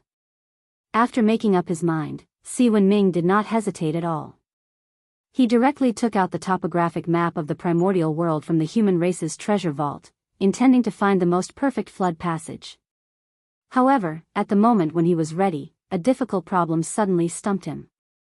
That was, he did not have the ability to shake the earth veins. One had to know that if he wanted to open the connection between the water veins and the sea, he had to open a passage between the two. And this. He had to dig deep into the mountains and change the river channels. If it was in the past, moving mountains and filling the sea was naturally extremely simple for an existence at Si Wenming's level. But now, with the establishment of the heavenly palace, the power of the primordial world's earth veins had been condensed into one and became extremely difficult to shake. This also made it very difficult for external forces to destroy the existing terrain of the eldritch world. Therefore, not to mention moving mountains and filling seas, it was difficult to even destroy them. However, if they couldn't move the mountain, it was almost impossible to open up the passage. This was troublesome. For a moment, Si Wenming fell into a dilemma. If they couldn't open up a mountain, then the manpower and material resources needed to open up the passage between the sea areas would be far more than they could imagine. Even if the entire human race was mobilized, it would still take tens of thousands of years. However, how could the current untainted land wait for tens of thousands of years? If that was the case, the entire untainted land would be ruined by the raw water before the passage between the ocean regions could be opened. Therefore, the matter of opening up the passageway could not be delayed. However, if that was the case, the problem would return to the original point. How was he going to shake the earth veins? Is there something calling me? Just as Si Wenming was in a dilemma, an unfamiliar will suddenly came from afar. It was calling out to him from afar, as if it was guiding him to a certain place. What is this? From that call, not only did Si Wenming not feel the slightest bit of malice, on the contrary, he seemed to feel some kindness from it. Moreover, as if he was blessed with good fortune, he had a feeling that this was his opportunity. The treasure that called out to him had the ability to solve his problem. Whim. Almost subconsciously, Si Wenming understood the origin of his abnormality. The whim of a cultivator. This was a hint from the heavenly Tao to him that his opportunity had arrived. When he thought of the problem he was facing at this time, how could Si Wenming not understand what his opportunity was? It was definitely a treasure that could help him open up the passage. After understanding this, Si Wenming did not hesitate at all.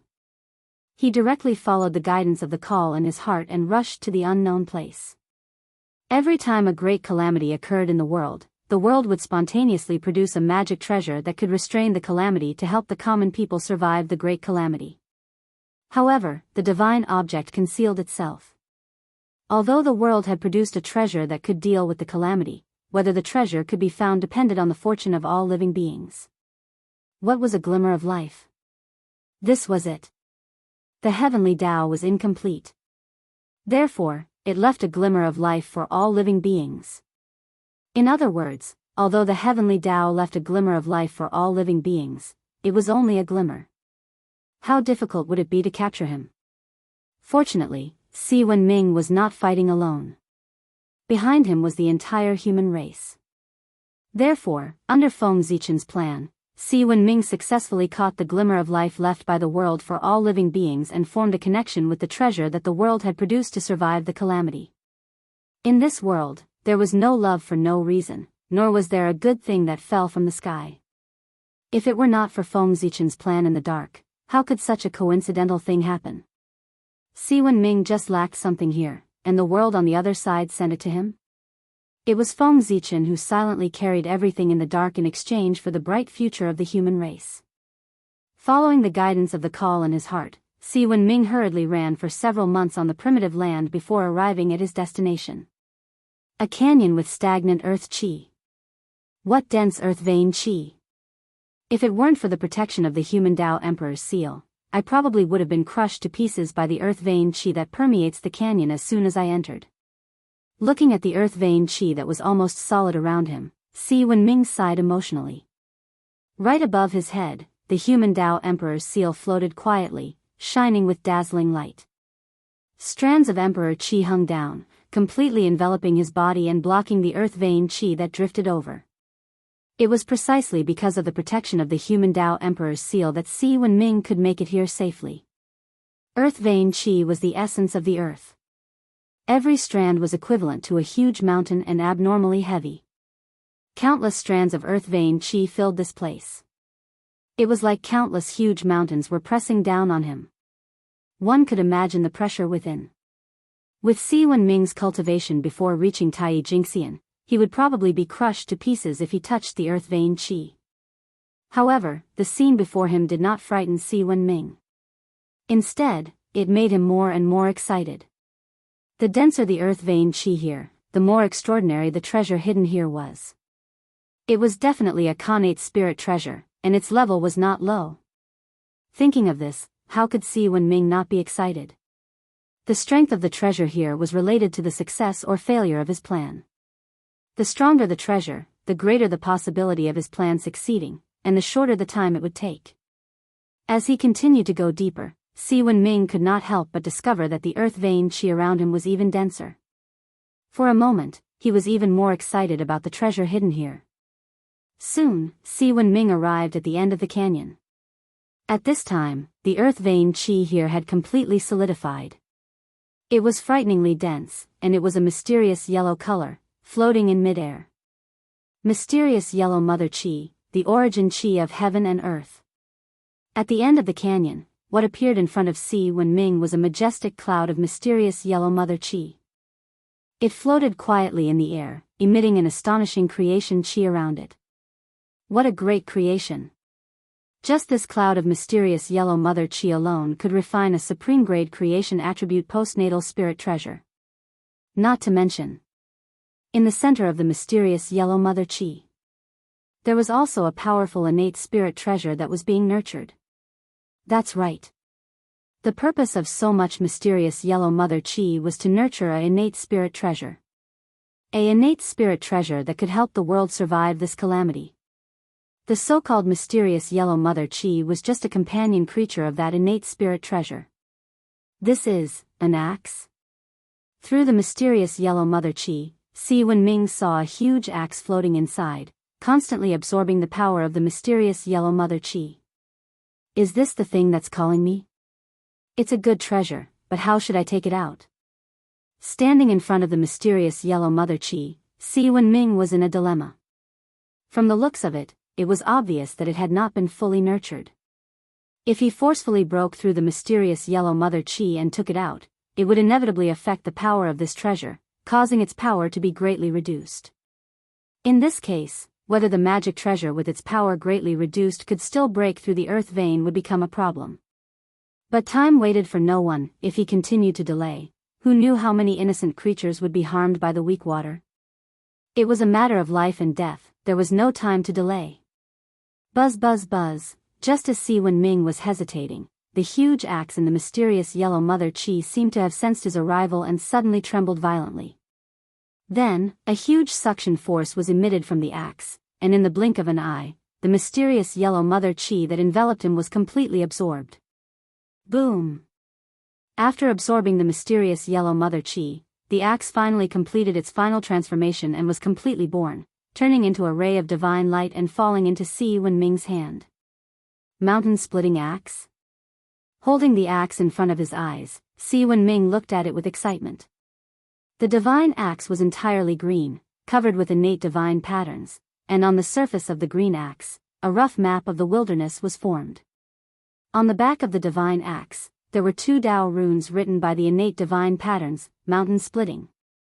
That was the name of this divine axe, the name that heaven and earth had set for it. Mountain splitting axe, an innate spirit treasure nurtured by the earth vein qi, had 32 innate divine restrictions, and was ranked as a top grade. Its ability was, as the name implied, it had the power to split mountains. With this axe, it could easily split the earth vein. And that was what Si Wenming needed. Millions of years ago, with the establishment of the Universal Palace, the earth vein of the wilderness was rejuvenated, and innate spirit treasures and innate life forms were born. And the mountain-splitting axe was one of them. Originally, even if heaven and earth wanted to nurture a top-grade innate spirit treasure, according to normal standards, it would take at least 10 million years. A few million years would at most give birth to an embryo of an innate spirit treasure, which was not enough time for a top-grade innate spirit treasure to be fully nurtured. But even so, the mountain-splitting axe was still born. Of course, there was a problem. Hundreds of years ago, the Daluo Jingxian who destroyed the heavenly embankment and caused the heavenly river to burst its banks.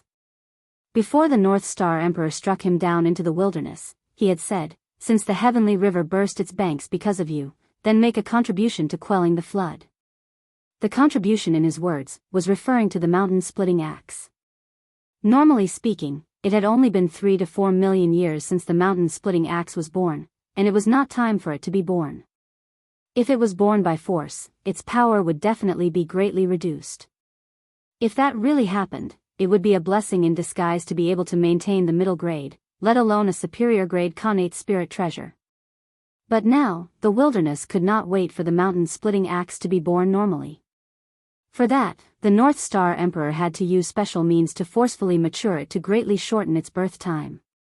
A Daluo Jinxian's origin, together with the innate brand of his innate race, was enough to do that. That's right, the Daluo Jinxian and the innate brand of his race were sent here by the North Star Emperor to become the resources for the mountain-splitting axe to be born. Since the water calamity of the wilderness was caused by him, it was his retribution to use his origin to nourish the treasure to survive the calamity. Just as it was to atone for his sins. After putting away the mountain-splitting axe, Si Wenming did not have the mood to stay here any longer. He immediately turned around and left to open his own path to save the world. However, the moment he turned around, he suddenly caught a glimpse of something from the corner of his eye. It completely attracted his attention, and he could not help but stop. This is... Walking forward, Si Wenming picked up the thing that attracted his attention and found that it was a piece of yellow mud. What a strong creation aura. Could this be the legendary 9-heaven living soil? As soon as Si Wenming's hand touched the dark yellow mud, he felt a huge amount of chi of creation gushing out of the mud and flowing into his body through his palm. In just an instant, his origin, which had been burned by forcefully breaking through the divine chains of order, showed signs of recovery. Moreover, under the influence of the power of creation, even the injuries on his divine soul were healed in the blink of an eye. Boom! As his injuries recovered, a strong aura suddenly rose from Si Wenming's body. His realm was rising steadily. Soon, he rose from the golden immortal realm to the Tai Jinxian realm. After some things had calmed down, although Si Wenming's realm had not recovered to its peak, it had reached the peak of the Tai Jinxian realm. Compared to the half-step Daluo Jinxian at his peak, it was only a little worse. Such a strong creation aura, this thing is definitely the legendary 9-heaven living soil. But, why would such a treasure appear here? After calming his mind, Si Wenming's eyes could not help but burst out with a shocking light. Chapter 675. The 9-heaven living soil. It was also known as the innate earth essence. It was a supreme treasure nurtured by the innate earth elemental Tao and the Tao of creation. At the same time, it was also a supreme treasure of extraordinary significance to the human race. The human race was created by Nuwa gathering the triple light sacred water, supplemented by her own blood essence, and fusing it with the 9-heaven living soil. From this, one could see the significance of the 9-heaven living soil to the human race. This was one of the origins of the human race. Now, this legendary treasure had appeared in front of Si Wenming. How could he not be excited? However, after the excitement, he could not help but feel a little puzzled. Why would such a legendary treasure appear here? Didn't it mean? After Nuwa created humans, the 9-heaven living soil had disappeared from the primordial world? Then, why would it appear here, and such a large lump at that? Si Wenming had to be cautious. There were too many experts in the primordial world, and they were too good at scheming. It could be said that they had to take 3 steps before taking 1 step. A casual action would be filled with countless deep meanings, and it could be related to the huge layout of the future. If one was not careful, there was the risk of falling into the schemes of others, causing all one's efforts to be made for others. For this reason, if he could not figure out the origin of the 9-heaven living soil in front of him, then no matter how precious it was, Si Wenming would not take it away. He could not drag the entire human race into the schemes of the person behind the scenes just because of a moment of greed. Losing the big for a small gain. Si Wenming still could not do it. This item is not the 9-heaven living soil, but its function is similar to the 9-heaven living soil. It is a treasure that I specially prepared for you to help you manage the flood of the primordial world. So, you can take this treasure without worry. You don't have to worry about the schemes behind you. Just as Si Wenming was hesitating, the ethereal voice of the North Star Emperor suddenly sounded in his ears, dispelling all his doubts. Is this item the work of your majesty? If that's the case, then I'm relieved. After bowing respectfully to the void, Si Wenming turned around and left. He didn't ask why the North Star was here, nor did he ask why the North Star knew about his plan. The primordial chaos Daluo Jinxian was a realm far beyond his imagination. Every move of such a being was not something he should be able to figure out. At the very least, not now. Si Wenming. I've given you everything that should be given to you. After that, whether you can successfully pass this tribulation and become the 9th great emperor of the human clan will depend on your own abilities. After Si Wenming's figure was far away, the North Star Emperor's mutter-like voice faintly sounded and reverberated in the void. The treasure in Si Wenming's hand was obviously not the 9 heavens life soil. Even if such a treasure had appeared, it shouldn't have appeared here. According to what Gao Chen knew, ever since the creation of the world, only 2 pieces of 9 heavens life soil had been born in the primitive world.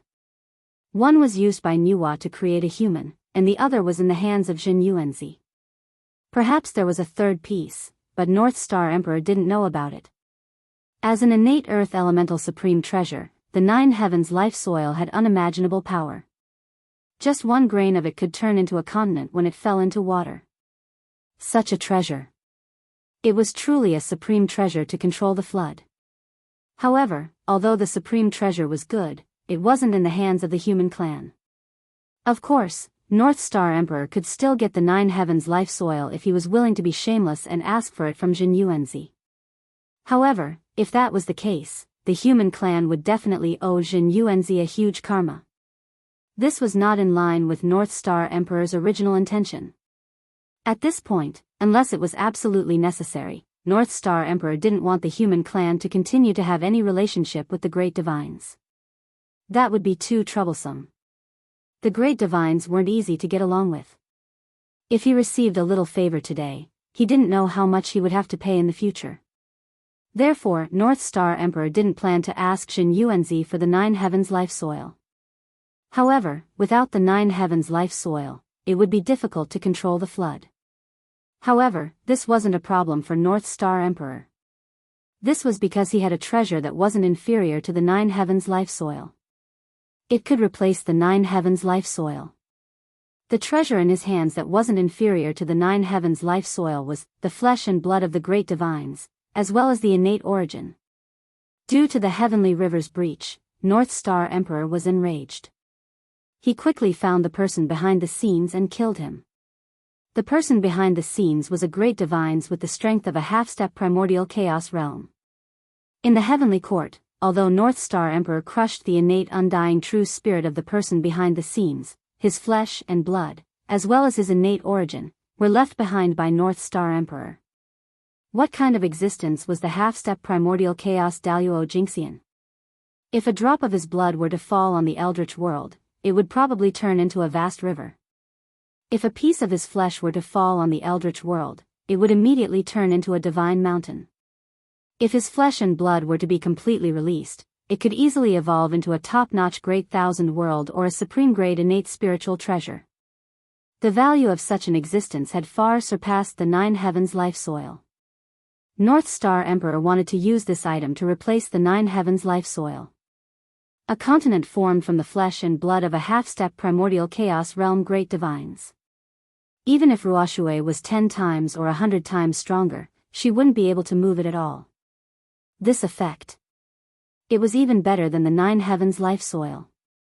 Since he had the flesh and blood of a Great Divines, why would he need to look for the 9 heavens life soil? There was no need at all. The living soil of 9 heaven in Si Wenming's hand was refined by Emperor Gaochen using the flesh and blood origin of the half-step primordial chaos expert. It was because of this that this item had such rich creation chi. Just the aura that it emitted had almost completely healed Si Wenming's injuries. With the strength of a Great Divines, they could be said to be the carrier of the Great Tao. If it hadn't been refined by North Star Emperor, even if it had fallen, just the aura emitted from its body would be enough to kill Si Wenming countless times. Therefore, a trace of the aura of a Great Divines was an amazing creation for Tai Jingxian. After obtaining the splitting mountain axe and the flesh and blood of the Great Divines, Si Wenming returned to the human race and started his plan. He wanted to open up the passage between the sea and the water. In order to complete this plan in the shortest time possible, Si Wenming even sent people to the East Sea to ask for help from the dragon race experts. Because compared to him, the dragon race was undoubtedly more familiar with the primitive water. As for why the dragon race, who was born in the sea, was so familiar with the water, that could only mean that the dragon race had been eyeing the primitive water for a long time. That's right. The luck of the primordial water vein is so great. How can the dragon race not be tempted? In ancient times, as the strongest race in the primitive world, the dragon race focused all their energy on unifying the primitive world. They didn't care about the primitive water vein. When they unified the primitive world, what could they not have? Why would they care about the luck of the water vein? Of course, one of the reasons was that the beast race wouldn't allow the dragon race to touch the primitive water. After the ancient times ended, the dragon race's strength was greatly reduced and they were no longer able to compete for the primitive world. Only then did they set their eyes on the primitive water. At this time, the witch race rose. The water ancestor witch Gonggong ruled the entire primitive water in the name of Pangu's descendants. Facing such a powerful Gonggong, the dragon race, whose strength was greatly reduced, naturally couldn't fight against him. Therefore, without a doubt, the dragon race's hope of touching the primitive water was shattered. After the end of the Antiquity Age, the innate gods born in the primitive waters had become another obstacle for the dragon race to invade the primitive waters. Originally, the dragon race was looking for an opportunity to destroy the connate god fiends in the primitive water in one fell swoop to unify the primitive water. However, before they could find an opportunity, the human race had already come over to invite them to plot the primitive water together. Wasn't this exactly what the dragon race wanted? In that case, how could they not agree? Naturally, they happily ran over to help the human race. Moreover, according to the human race, the passage between the sea and the water was to eliminate the disaster of the weak water in the primitive world so that they could save the people from suffering. This move was meant to save all living beings. Once it was done, there would definitely be merit descending. It was a matter of great merit. For this, not to mention that the human race and the dragon race were allies, even if they weren't, the dragon race had to come over to help when the human race invited them. After all, no one would complain about having too much merit. Rumble. Just as Si Wen-ming decided to open up the passage between the sea and the water, in the River of Fate, the destiny that represented the primitive water seemed to have encountered a fatal crisis and suddenly shook violently. For a moment, all the living beings related to the primitive water sensed it. Damn it! Why is the destiny of the water suddenly shaking? Also, why do I have a bad feeling? It's as if a great calamity is coming. In the Huai River, the Wuchi clan, who was in seclusion, suddenly had a feeling that a great calamity was coming. Caught off guard, she woke up from her enlightenment. The warning in her heart for no reason made the Wuchi clan vigilant. She began to silently analyze the source of the crisis. Could it be that the dragon race is attacking? However, after thinking about it for a long time, he only suspected the dragon clan. The sudden abnormal fluctuation of the destiny of the primitive water, as well as the inexplicable fear in her heart, all indicated that a great calamity related to the water was about to erupt. However, throughout the history of the water, the only one who could be called an enemy was the dragon race. As one of the few mighty figures in the primitive water, the Wuchi clan naturally knew that the dragon race had been spying on the water for a long time. The reason why they had not made a move until now was that they had not found the right opportunity. Since that was the case, the calamity of the water was very likely to come from the dragon race. Perhaps, the countless years of waiting had made the dragon race tired of it. They had decided to send troops to attack the water recently. It was because they sensed the danger that the destiny of the water was turbulent to warn them. Thinking of this, the Wuchi clan felt that it was very reasonable and could not help but believe it. However, that feeling of danger was like a poison attached to the bone, firmly entangling her heart, making her unable to calm down. It seemed to be reminding her that this calamity was far from as simple as she thought. Ah, forget it. Let's go and discuss with the others and see what they have to say. If it's really the dragon clan that's attacking, then I'll let them see what I'm capable of. I'll let them know that we're not to be trifled with, since we've dominated the water realm for so long. In her irritation, the Wuchi clan could not help but roar. Then, she broke through the water surface and flew into the distance. Obviously, she was going to discuss with the others. In the primitive water. It was not that there were no capable people. For example, Hebo of the Yellow River. This innate god-fiend born in the Yellow River had already reached the late stage of sage to be. He also had extraordinary achievements in the Tao of innate divination. Therefore, the origin of the calamity of the water was calculated by him. Of course, this was also because Si Wenming and the others did not shield the secrets of heaven. Why did they shield the secrets of heaven? It was not like they were doing bad things. Opening the passage between the sea and the water was a great thing for both the primitive world and all living beings. Since that was the case, why hide it? Of course, it was to show it openly to attract more ambitious people to help. As for whether some people's interests would be lost in this, it was not something that Si Wenming could control. In order to achieve great things, there must be sacrifices. This was unavoidable. And Si Wenming was not willing to sacrifice the human race, so he could only wrong the innate god-fiends of the water. If they were to blame, they could only blame their strength for being too weak. If they were strong enough, after the passage between the sea and the water was opened, the ones who should be afraid should be the dragon race, not them. In order to maintain the rule of the innate god-fiends of the water over the primitive water, it was obviously impossible for Si Wenming to give up the idea of opening the connection between the sea and the water. Damn the human race. How dare they do this? How dare they? In the Yellow River underwater mansion, a group of water mighty figures gathered here. They learned the origin of this great calamity from the Yellow River Earl and could not help but roar angrily. The clans of the water and the human race had always minded their own business and lived in peace for many years. They did not expect that the human race would attack the water. However, this was not important. The important thing was that the human race wanted to open the passage between the sea and the water. To them, this was absolutely intolerable. As the saying goes, all rivers flow into the sea. Once the two were connected, the luck of the water would definitely flow into the sea. This was unavoidable. Although they did not want to admit it, they had to face the truth. The sea was indeed much stronger than the water. Perhaps, when Gong Gong was in charge of the primitive water, the power of the water was stronger than the sea. But in their hands, it was not. To be more precise, it was incomparable. They were far from being a match for the dragon race. The reason why the water had been able to block the invasion of the dragon race over the years was that the water had the home advantage. Chapter 676. The dragon clan was fighting in an away game and had limited strength. Of course, they were not a match for the water innate god-fiends who had the home advantage. It could even be said that the water innate god-fiends were the water innate god-fiends' greatest protection. Once it was connected to the water innate god-fiends, their greatest advantage would be gone. The dragon clan could follow the connection between the two and pounce straight at the water innate god-fiends, killing or suppressing all the water innate god-fiends. Without the home advantage, the water innate god-fiends would not have the ability to fight against the dragon clan experts. Defeat, this was their only ending. The water innate god-fiends is our foundation and our foundation.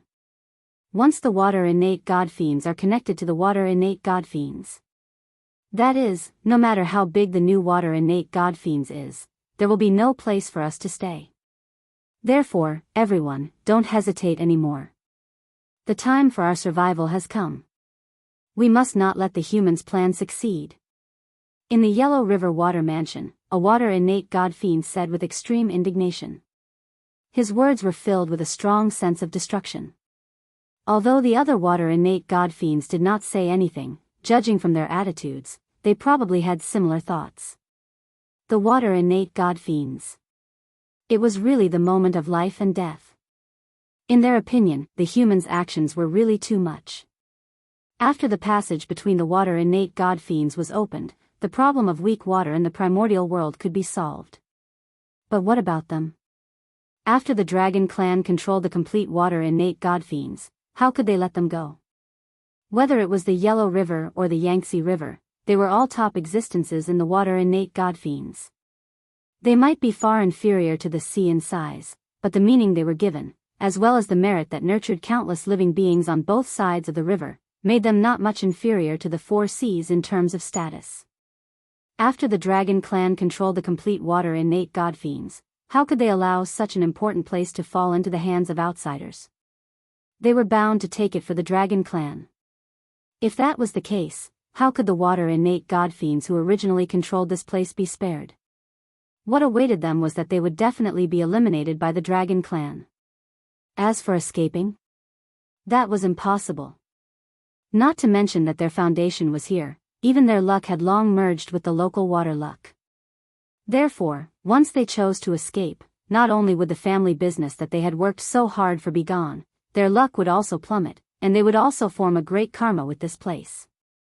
At the very least, his strength would plummet, and his providence would be damaged. If it was serious, they would be entangled in karma, and it would be impossible for their cultivation to progress any further. With such a huge price to pay, why would the water domain Khanate godfiends choose to flee? After all, compared to never being able to increase his cultivation, the threat of death was much lower. For existences above Daluo Jinxian, death was not frightening. What was frightening was not being able to see any hope of improvement. Since they couldn't escape, a fight to the death became their only option. However, it was obviously impossible to fight the dragons head-on. They were no match for the dragons. Then he could only use his wits. The way to outsmart them was simple, and that was to stop the humans' plan. As long as the water domain was not connected to the sea domain, the water domain Khanate godfiends would still have the home field advantage and would not fear the dragon race. In order to save the countless living beings in the untainted land, the human race decided to open up the passageway between the sea and the water. As for the water domain innate godfiends, they had no choice but to interfere with the humans' actions for the sake of their Tao. On this point, it was impossible to say who was right and who was wrong, it could only be said that their positions were different. However, history was often written by the victors. The final victor of this battle would definitely be the right side. And the loser would be nailed to the pillar of shame in history. Everyone, let's make our move. Now that the weak water in the untainted land is flooding, the luck of the water domain has soared. From this, it can be seen that the will of heaven is still on us. Moreover, this is our last chance. Once we miss this opportunity, when the passageway between the sea domain and the water domain is completely connected, we will have no hope. After a long silence, the strongest water domain Khanate godfiend, River Earl Yellow River, spoke slowly. River Earl is right. We have no way out. We will die if we retreat, and we will die if we fight. Then why don't we fight to our heart's content? We can show the might of the untainted land and let the humans and dragons know that the water clan is not easy to bully. As soon as River Earl Yellow River finished speaking, the irritable Wuchi could not help but express his stance. After all, he was a monkey. It was inevitable that he was impatient. Impatient, impatient. Wasn't that what they said? Yes, the monkey is right. We have to fight this battle, and we have to win it. After Wuchi, the rest of the water domain Khanate godfiends also expressed their stance. They had no way to retreat, so they could only face the enemy head-on. Good. Since no one has any objections, after I leave, you can return to your own water domain and raise the flood to destroy the plan of the humans. Seeing that no one had any objection, Yellow River Earl made the final decision. It was the final conclusion of this matter. Yes. Everyone replied and then dispersed. Just as River Earl Yellow River said, although it was a matter of life and death for the water domain Khanate godfiends, it was also the best opportunity for them. After all, the weak water was also a kind of water. After it fell into the untainted land, it turned into a monstrous flood. Therefore, while it brought disaster to the untainted land, it also indirectly increased the luck of the water domain. There were floods everywhere in the untainted land. It could be said that the luck of the water domain had reached its peak. Under such circumstances, the water domain Khanate godfiends would also receive unprecedented blessings when fighting with others. They would often be able to erupt with unimaginable combat strength. For example, with the blessings of luck, the restrictions of the Sea of Laws would not be as strong on them as before. They would be able to erupt with power that far exceeded that of a golden immortal for a short period of time. This was the most direct benefit of having a strong providence. Not to mention the passive enhancement of turning misfortunes into blessings and going out to pick up treasures. If nothing unexpected happened, this would be the highlight of the water domain Khanate godfiends. Perhaps, it would also be their last moment. Under the secret push of the water domain Khanate godfiends, the flood in the untainted land became more and more serious. This also forced Si Wenming and the others to start their plan in advance. Just like that, the battle between the humans and the water domain Khanate godfiends broke out suddenly. In fact, it was more appropriate to call it a battle between the dragons and the water domain Khanate godfiends than a battle between the humans and the water domain Khanate godfiends. This was because the main force fighting the water domain Khanate godfiends were the experts of the dragons. After all, the humans were a land race. They were far inferior to the water domain Khanate godfiends in terms of water battle, let alone the dragons. If the humans really fought the water domain Khanate godfiends in the water, they would have to pay a terrible price even if they won. It was really not worth it. It was better to let the dragons, who were also of the water domain, deal with them. This would save a lot of effort compared to the humans. Just as the battle between the humans and the water domain Khanate godfiends was in full swing, two people in the Demon Master Hall of the Northern Underworld were watching the dispute with inexplicable expressions. Daoist Zichen, the humans are now fighting with the water domain Khanate godfiends. Don't you plan to lend a hand? Patriarch Kunpeng suddenly asked the North Star Emperor who was beside him. Huh? Lend a hand? Why should I? The water domain Khanate godfiends are just like ants. Not to mention the humans, even the dragons can destroy them. Not to mention the two races joining forces. The destruction of the water domain Khanate godfiends is a foregone conclusion. The North Star Emperor shook his head and said disdainfully. The water domain Khanate godfiends might seem powerful, but they did not even have a single top-notch great divination godfiends. Why would the North Star Emperor care about them? The only purpose of their existence was to be a whetstone for the humans to sharpen their skills. Sigh. What a pity. These water deities are not bad. After hearing the North Star Emperor's words, Patriarch Kunpeng could not help but sigh and said regretfully.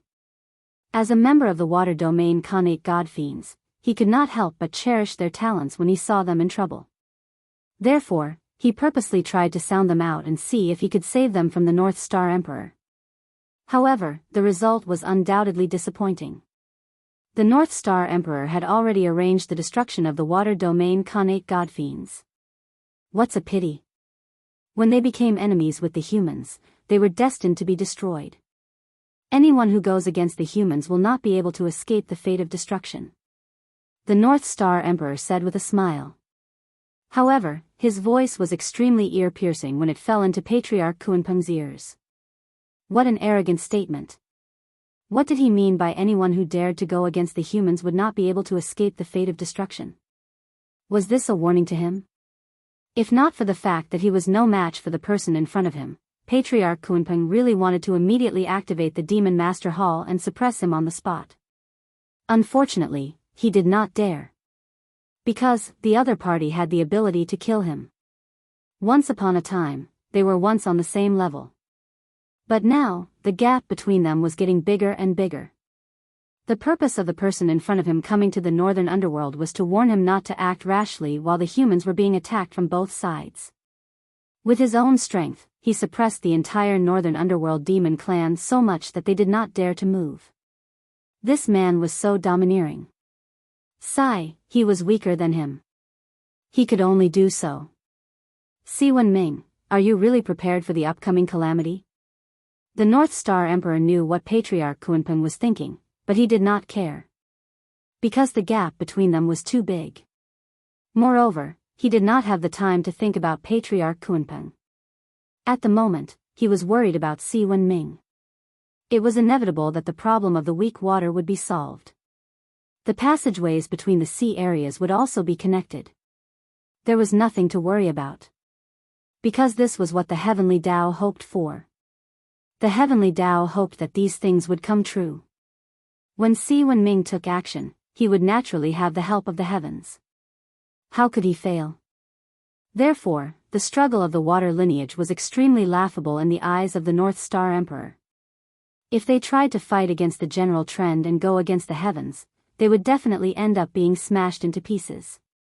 They were really a group of muddle-headed people who could not see the general trend clearly. However, that was not necessarily the case. Perhaps they had already seen the general trend clearly, but they were just unwilling to believe it. Therefore, they planned to go against the heavens.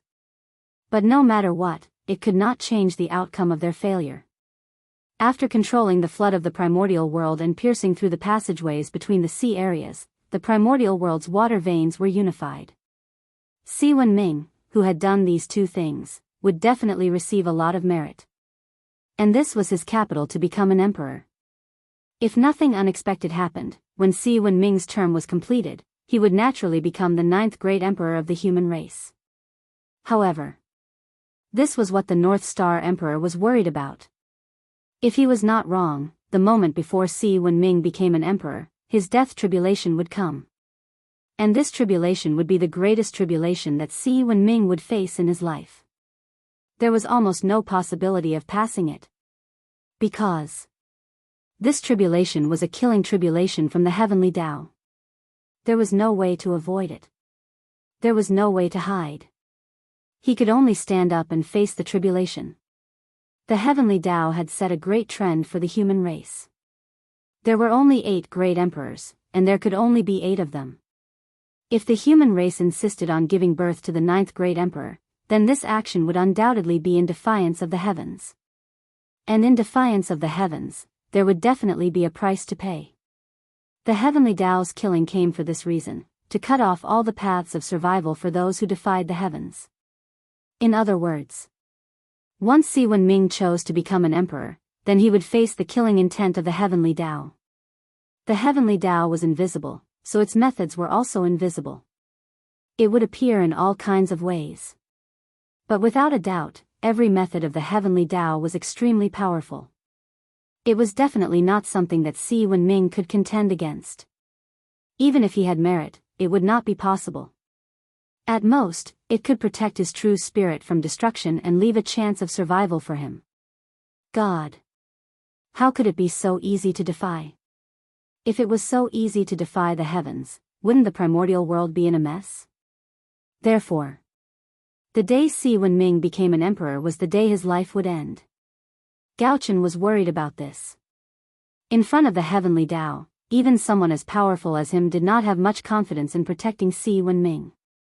This tribulation was difficult. Unless Si Wenming chose not to become an emperor, then he would have endless glory and become the greatest king below the 3 sovereigns and 5 emperors. Moreover, his cultivation base would directly enter the realm of the perfected quasi-saint with the help of merit. He would not be much weaker than the 5 emperors. But would Si Wenming really refuse to become an emperor? Gao Chen did not know the answer to this point. The only thing he could do was to support Si Wenming unconditionally no matter which path he chose. Because of the Khanate cardinal treasure, the human Tao Emperor's seal, even the Khanate god-fiends of the water lineage could not do anything to Si Wenming. Therefore, the water lineage was defeated by the allied forces of the human and dragon races. The luck that belonged to the water lineage was also devoured by the 2 races. Rumble. At a certain moment, the river of destiny suddenly shook violently. It was the luck of the human race that reached its peak after devouring the water lineage's luck. It broke the seal of the divine chains of order in one fell swoop. With a boom, a supreme power came from the void and poured into Si Wenming's body. Author's note, 12,000 words completed. Begging for a monthly pass, begging for a subscription. Chapter 677. Whoosh, the void shattered silently. An extremely powerful aura erupted from Si Wenming and swept across the sky and earth in an instant. That was, the power of the human clan's fortune had returned. In just an instant, with the blessing of the human clan's fortune, Si Wenming's strength returned from the complete Tai Jingxian to the complete sage-to-be. He stood at the peak of the Eldritch world again. The invincible human emperor of the Eldritch world had returned. Without a doubt, the end of the Water Clan had arrived. Even with the blessing of the Water Clan's fortune, they could unleash strength far beyond that of a golden immortal. However, they had no chance of winning against Si Wenming, who was at the complete sage-to-be. Because the complete sage-to-be was far beyond their strength at their peak.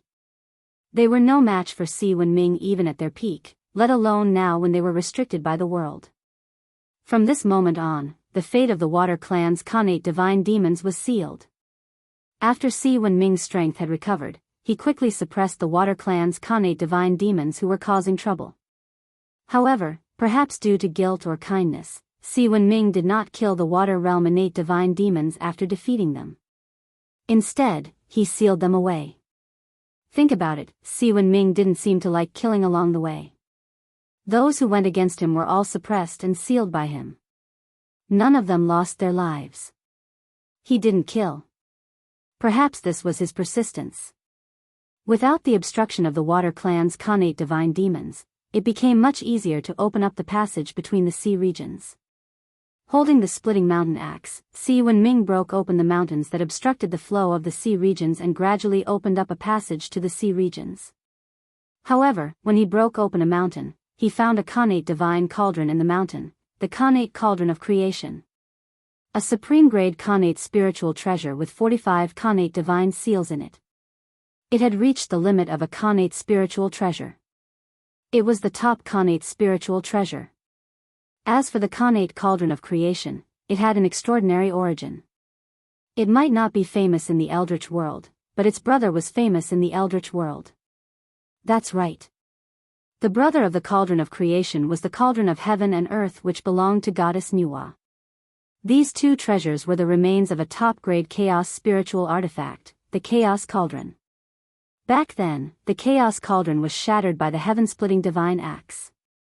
Its main body was broken into two pieces, one large and one small, and fell into the new untainted world. Among them, the larger fragment had been tainted with the aura of the Tao of Heaven and Earth and had transformed into the Khanate Cardinal Treasure, the Cauldron of Heaven and Earth. After changing hands several times, it finally fell into the hands of Her Highness Nuwa. On the other hand, the small fragment was tainted with the aura of the Tao of Creation. It transformed into a supreme-grade Khanate spirit treasure, the Khanate Cauldron of Creation, and vanished into the primeval world. In the untainted land, there were more than one or two people who were interested in this top-level spiritual treasure of creation Tao. As a result, for a period of time, there were powerful beings everywhere searching for the whereabouts of this treasure. But the result was undoubtedly disappointing.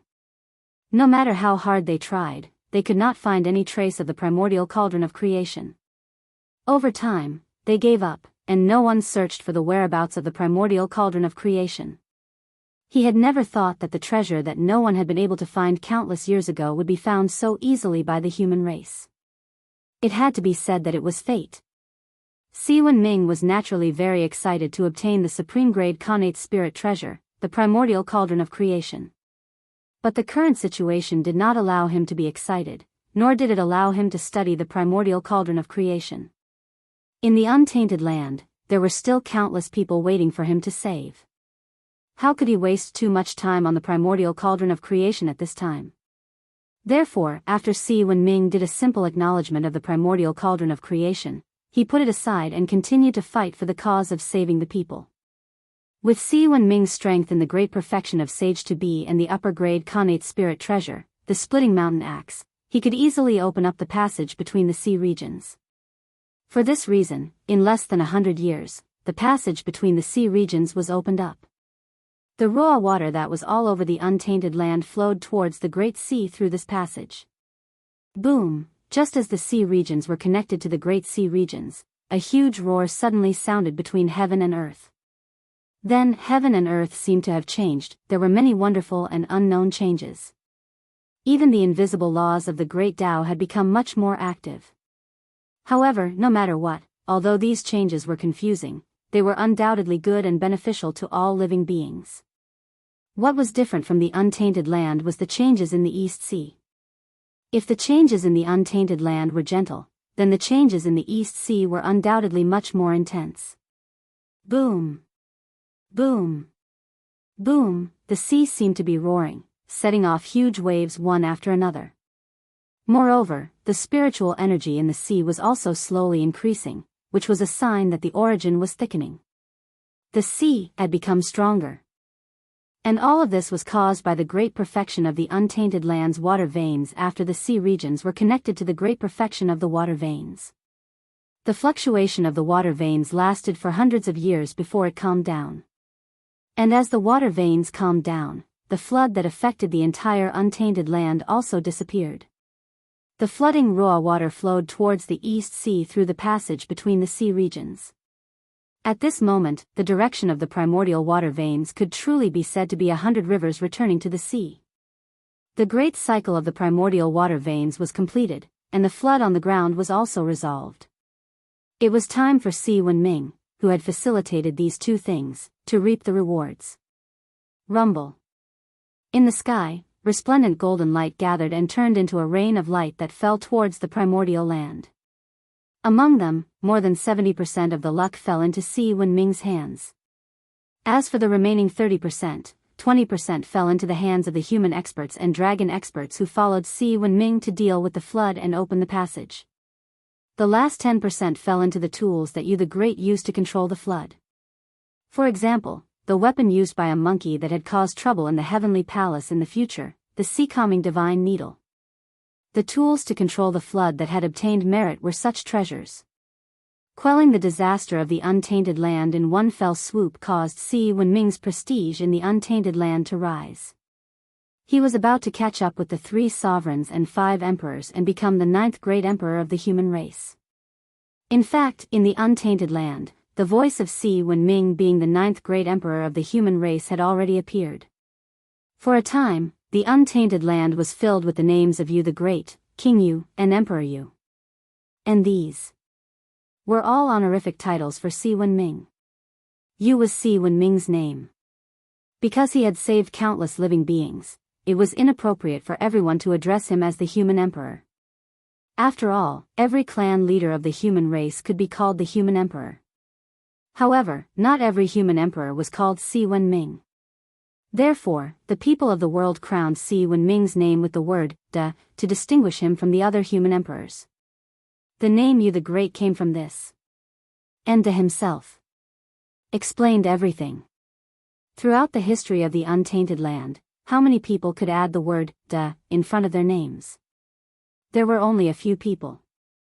As for King Yu and Emperor Yu, they were honorific titles for Si Wenming. The praises of the world did not make Yu lose himself and become arrogant.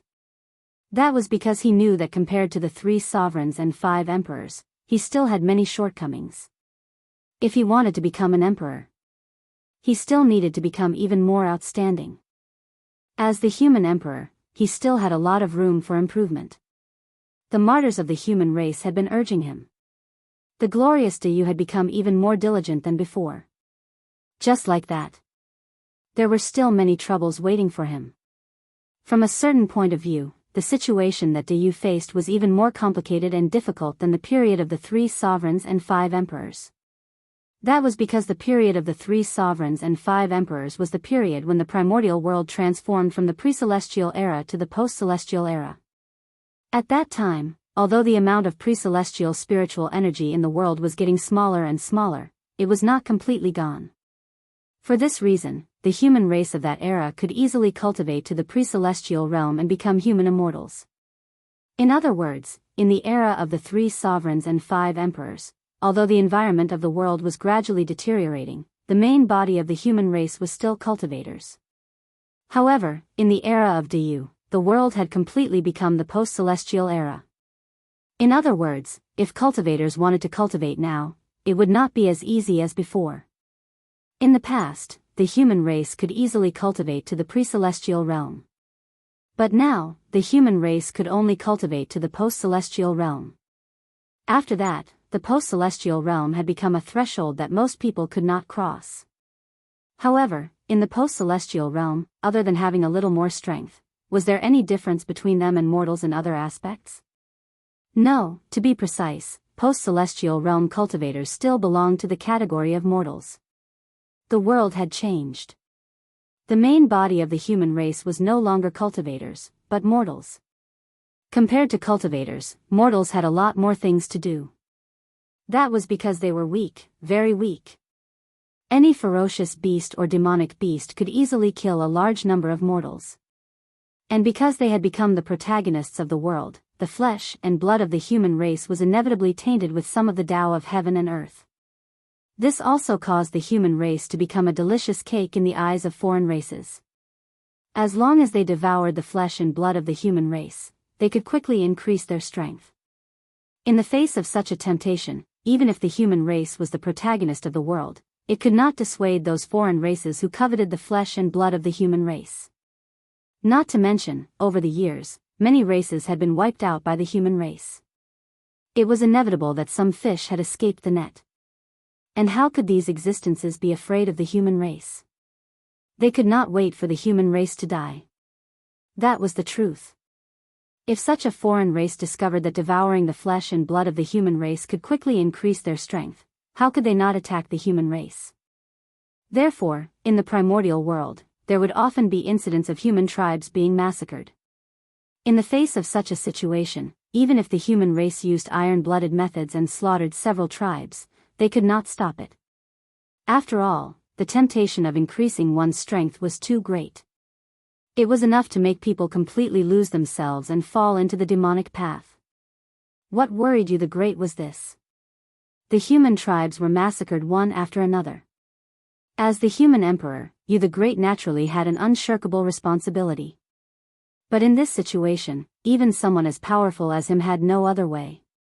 He could not keep staring at the human race, right? This was unrealistic. But even if there was no other way, he could not continue to let this kind of thing happen, right? To be honest. If the ones who died were cultivators, you the Great would not be so angry. When cultivators fought with others and were killed by others because their skills were inferior, no one could say anything about it. However, the ones who were massacred were mortals. This undoubtedly made you the Great extremely angry. One had to know that mortals were the foundation of the human race. It was precisely because the human race had a large base that they could provide an endless stream of experts for the human race. The situation of the human race was a classic example of insufficient quality. They had to make up for it with quantity and use to trigger a qualitative change. For this, if the human race did not care about the lives and deaths of mortals, causing the number of mortals of the human race to be greatly reduced, it would not be long before the human race declined. Therefore, mortals were the bottom line of the human race. Any existence who dared to slaughter mortals would be the mortal enemy of the human race. They would kill everyone they saw. There were even some who would pull out the forces behind them. However, no matter how angry you the Great was, no matter how cruel the human race's methods were, there were endless existences who dared to slaughter mortals in the primordial world. The pursuit of strength had already caused many living beings in the primordial world to develop a sick mentality. In order to pursue strength, they did not hesitate to pay any price. Even if they offended the human race and gave up their lives, they would not hesitate. Although you the Great was strong enough to wipe out all the living beings in the primordial world, he could not erase the desire for strength of all living beings. The desire for strength was something engraved in the bones of all living beings. It was innate, like an instinct. No one could erase it from the hearts of all living beings. Therefore, you the Great could not stop the foreign races from killing mortals, and neither could the human race. The only thing they could do was to protect the mortals so that they would not become the victims of the foreign race's pursuit of strength. Protect. After meditating in the ancestral temple for 100 years, you the Great finally found a way to solve the problem of the human race from the innate cauldron of creation. He wanted to use the innate cauldron of creation as the foundation to create an array formation that could cover the entire human race and protect the mortals inside. Yes. Protect the mortals. The array formation that only protected the mortals did not have any effect on cultivators. According to you the Great's plan, as long as he set up this array formation to protect the mortals, from now on, any existence that dared to attack the mortals would be attacked by the innate cauldron of creation. Over time, more and more foreign races would die, and there would not be any situation where the foreign races slaughtered the mortals. In this way, wouldn't the safety of the mortals be guaranteed? Moreover, this array formation was only targeted at mortals and had no effect on cultivators. Even in the array formation, cultivators could still do whatever they wanted like before. However, from now on, they could not casually attack the human race. This array formation was the protective umbrella of the mortals. It protected the mortals so that they could live a stable life in this era where cultivators ran amok and immortals and gods appeared. This idea is good. If it really succeeds, then the foundation of the human race will not have to worry about in the future. In the ancestral temple, the more Yu the Great thought about it, the more he felt that this plan was feasible. It was enough to lay an everlasting foundation for the human race. As long as there were no problems with the mortals, there would be an endless stream of human experts. Thus, he would not have to worry about the problem of the lack of experts. With this thought, Yu the Great made up his mind and began to take action. The first thing he had to do was to have a detailed understanding of the human territory so that it would be convenient for him to build the array formation. Thus, Yu the Great began his trip to the human territory. After 1,000 years, Yu the Great traveled to every corner of the human race and finally had a detailed plan in his heart. He planned to first divide the human territory into 9 parts and call them the 9 provinces. Then, he would divide the innate cauldron of creation into 9 parts and bury them in the 9 provinces. Finally, with the 9 cauldrons as the foundation, he would set up a formation that could cover the entire human territory and protect the mortals within. Then, it would be considered a success.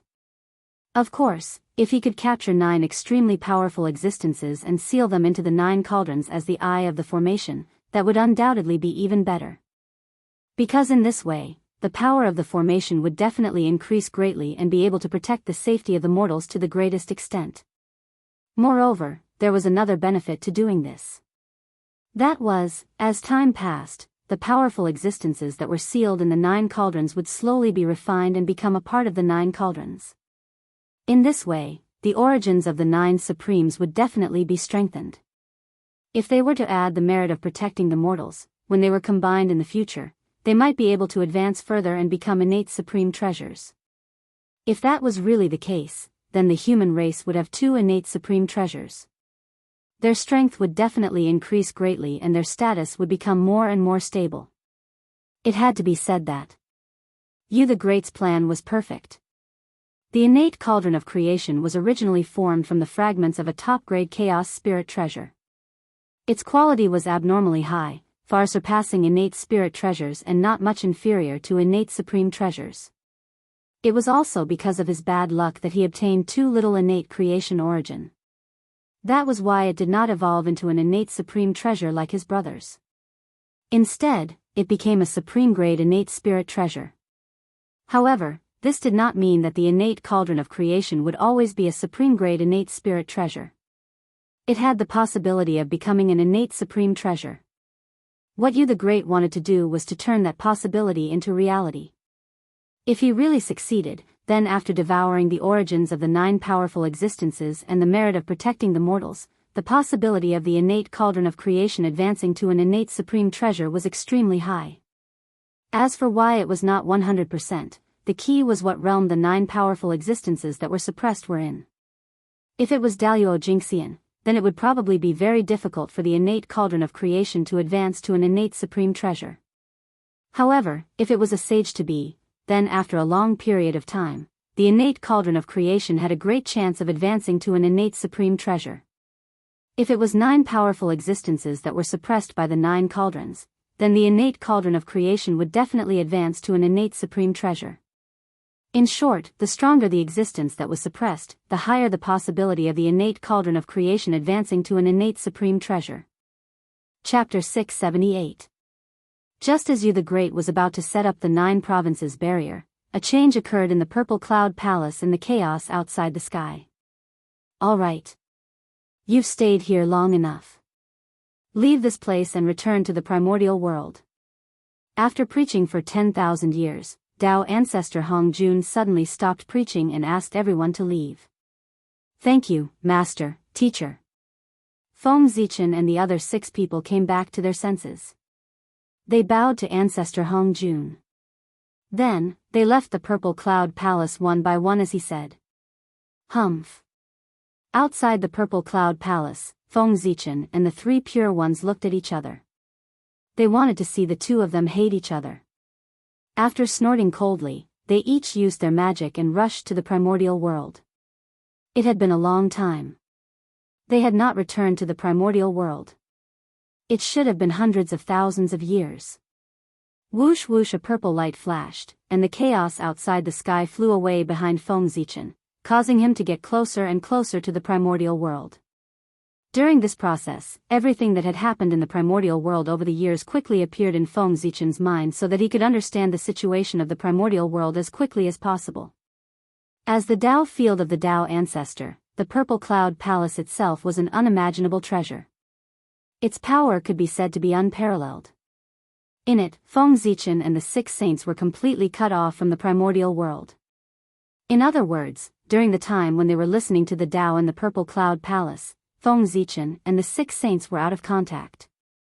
They did not know anything about the changes in the primordial world over the years.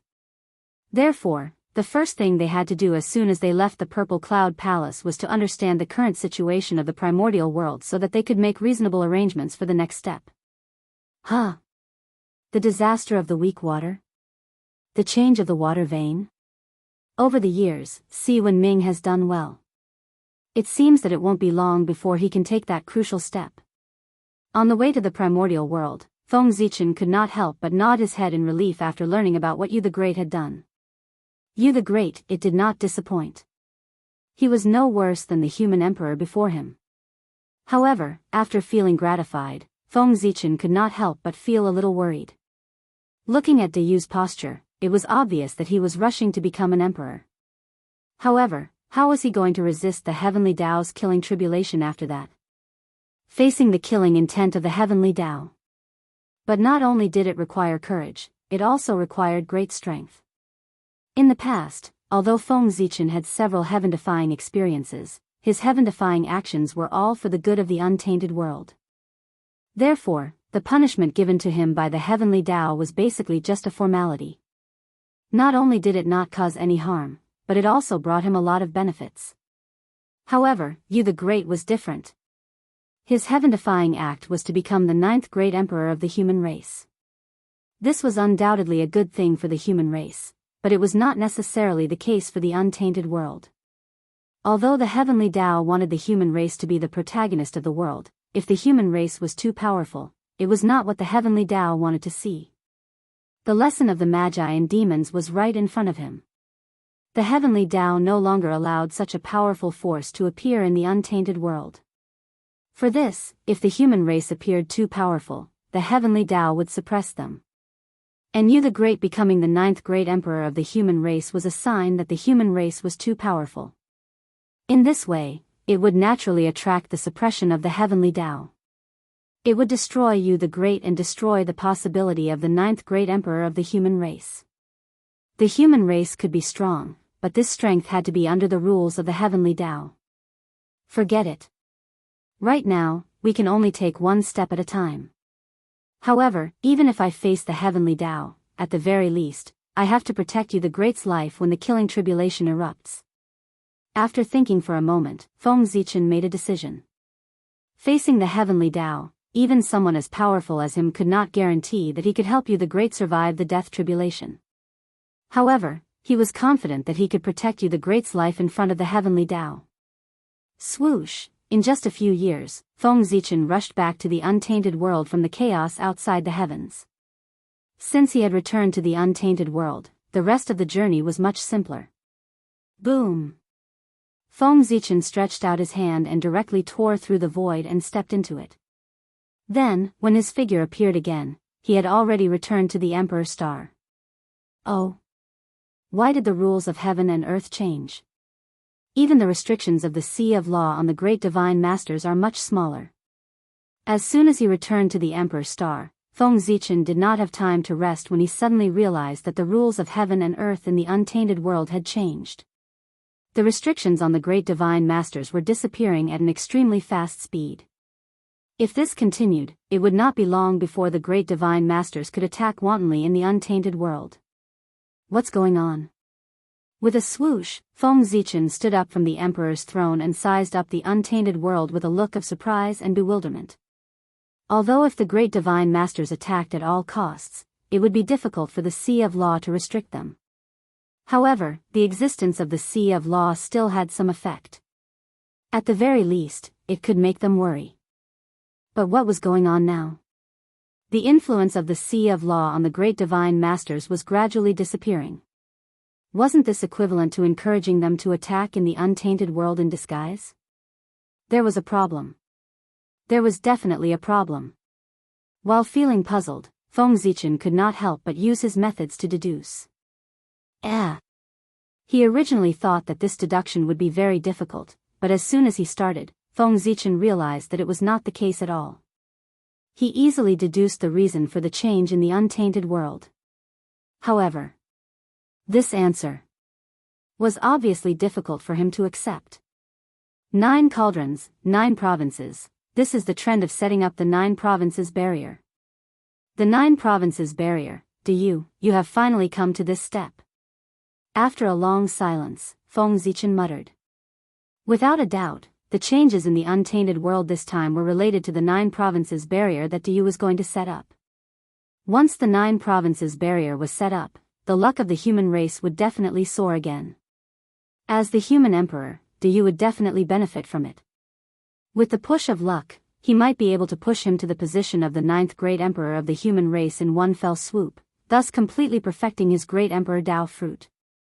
However, in this way, the heavenly Dao would definitely not tolerate it. Therefore, after the heavenly Dao sensed this situation, he decisively made a move.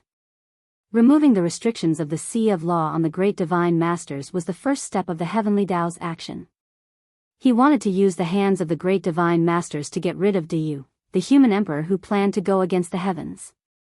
If the great divine masters could not do this, then perhaps the saints would personally make a move, or perhaps the heavenly Dao would personally make a move. We're in big trouble. On the Emperor Star, after learning about the changes, Feng Zichen could not help but frown. He had still underestimated the determination of the heavenly Dao. In order to prevent the human race from giving birth to the 9th great emperor, he did not hesitate to release the restrictions on the great divine masters. It was truly a ruthless method. He wanted to cut off all of Du's hopes.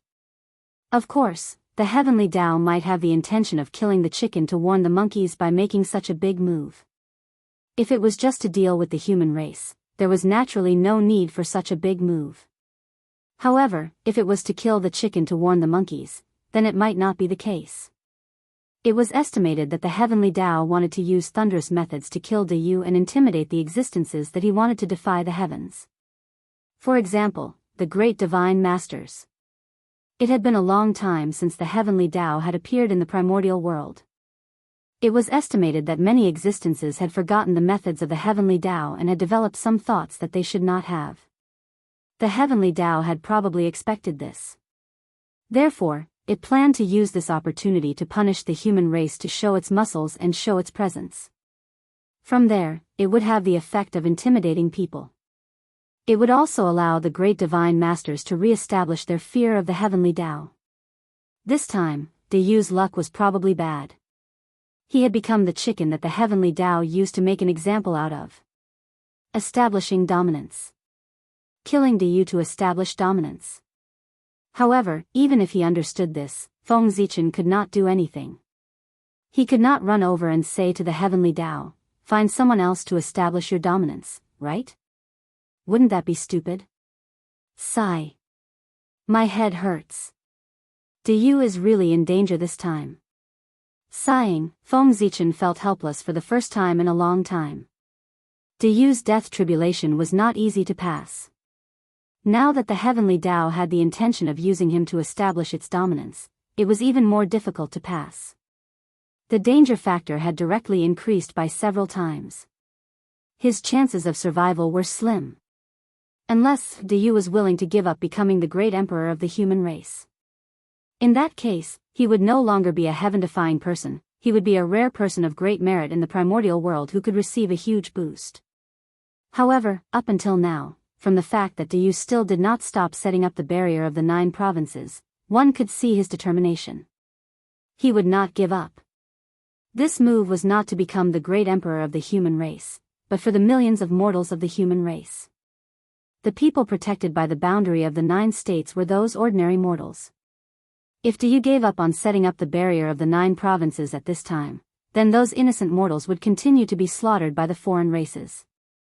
And this scene was definitely not what Du wanted to see. How could Du be a person who cherished his life? Compared to the lives of countless people, Du's life was nothing. If he could use his death to exchange for the safety of countless people, then why would Du be afraid of death? He had set up the barrier of the 9 provinces. Even if he died for this, Du would accept it. In short, for the human race, Du had no regrets. Now, what insisted Du to continue was no longer the obsession to become an emperor, but the lives of countless people. For the sake of all living beings, he had no way out. Forget it. Let me accompany you in your madness. Shaking his head and sighing, Feng Zichen said helplessly. However, his face was full of smiles. He understood Du's thoughts. Because if it were him, Feng Zichen, in Du's position, he would also make the same choice as Du. After all, they were the emperors of the human race. The human emperor not only represented glory, but also a huge responsibility. As the human emperor, even if he could not make his people invincible in the world, he had to at least provide them with a safe living environment. This was the most basic condition of being an emperor. After making up his mind, Feng Zichen did not hesitate. He directly used Hongmeng Daozhong to shield his aura. Then, he quietly went to Nuwa's palace to discuss with Nuwa. It was obviously not enough for him to help Du alone. And if he obtained the support of Nuwa, then the pressure on him would undoubtedly be much less. As for whether Nuwa would stand on his side in this matter, Feng Zichen was still very confident. Today, the relationship between Nuwa and the human race had long become inseparable. Not to mention that the human race was a race that she had created. The stronger the human race was, the more benefits she would get. Her elder brother, Fuxi, was the head of the 3 sovereigns and 5 emperors of the human race. He had long been tied to the chariot of the human race. From this point alone, Nuwa had a reason to help the human race. Her involvement with the human race was so deep that it could not be cut off. Not to mention what Feng Zichen and Nuwa talked about, not long after he left, the North Star Emperor suddenly returned to the heavenly court and released his aura without hiding. Rumble. An extremely overbearing aura spread out in all directions with the heavenly court as the center. In the blink of an eye, it filled the entire Eldritch universe.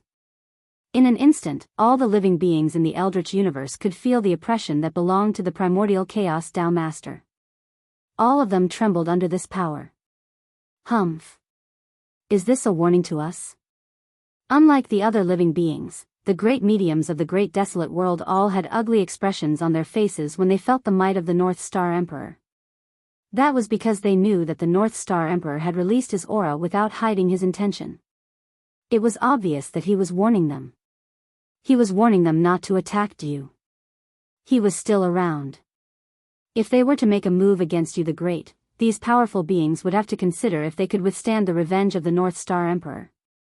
Being threatened in such a brazen manner, the great medium who were usually arrogant were, of course, unhappy. But, so what? Just like what they had shown, in the face of the North Star Emperor's threat, other than sighing and feeling angry, they could only swallow their anger. After all, the gap between them was too big. After being threatened by the North Star Emperor, everyone was infuriated. However, they secretly restrained their actions.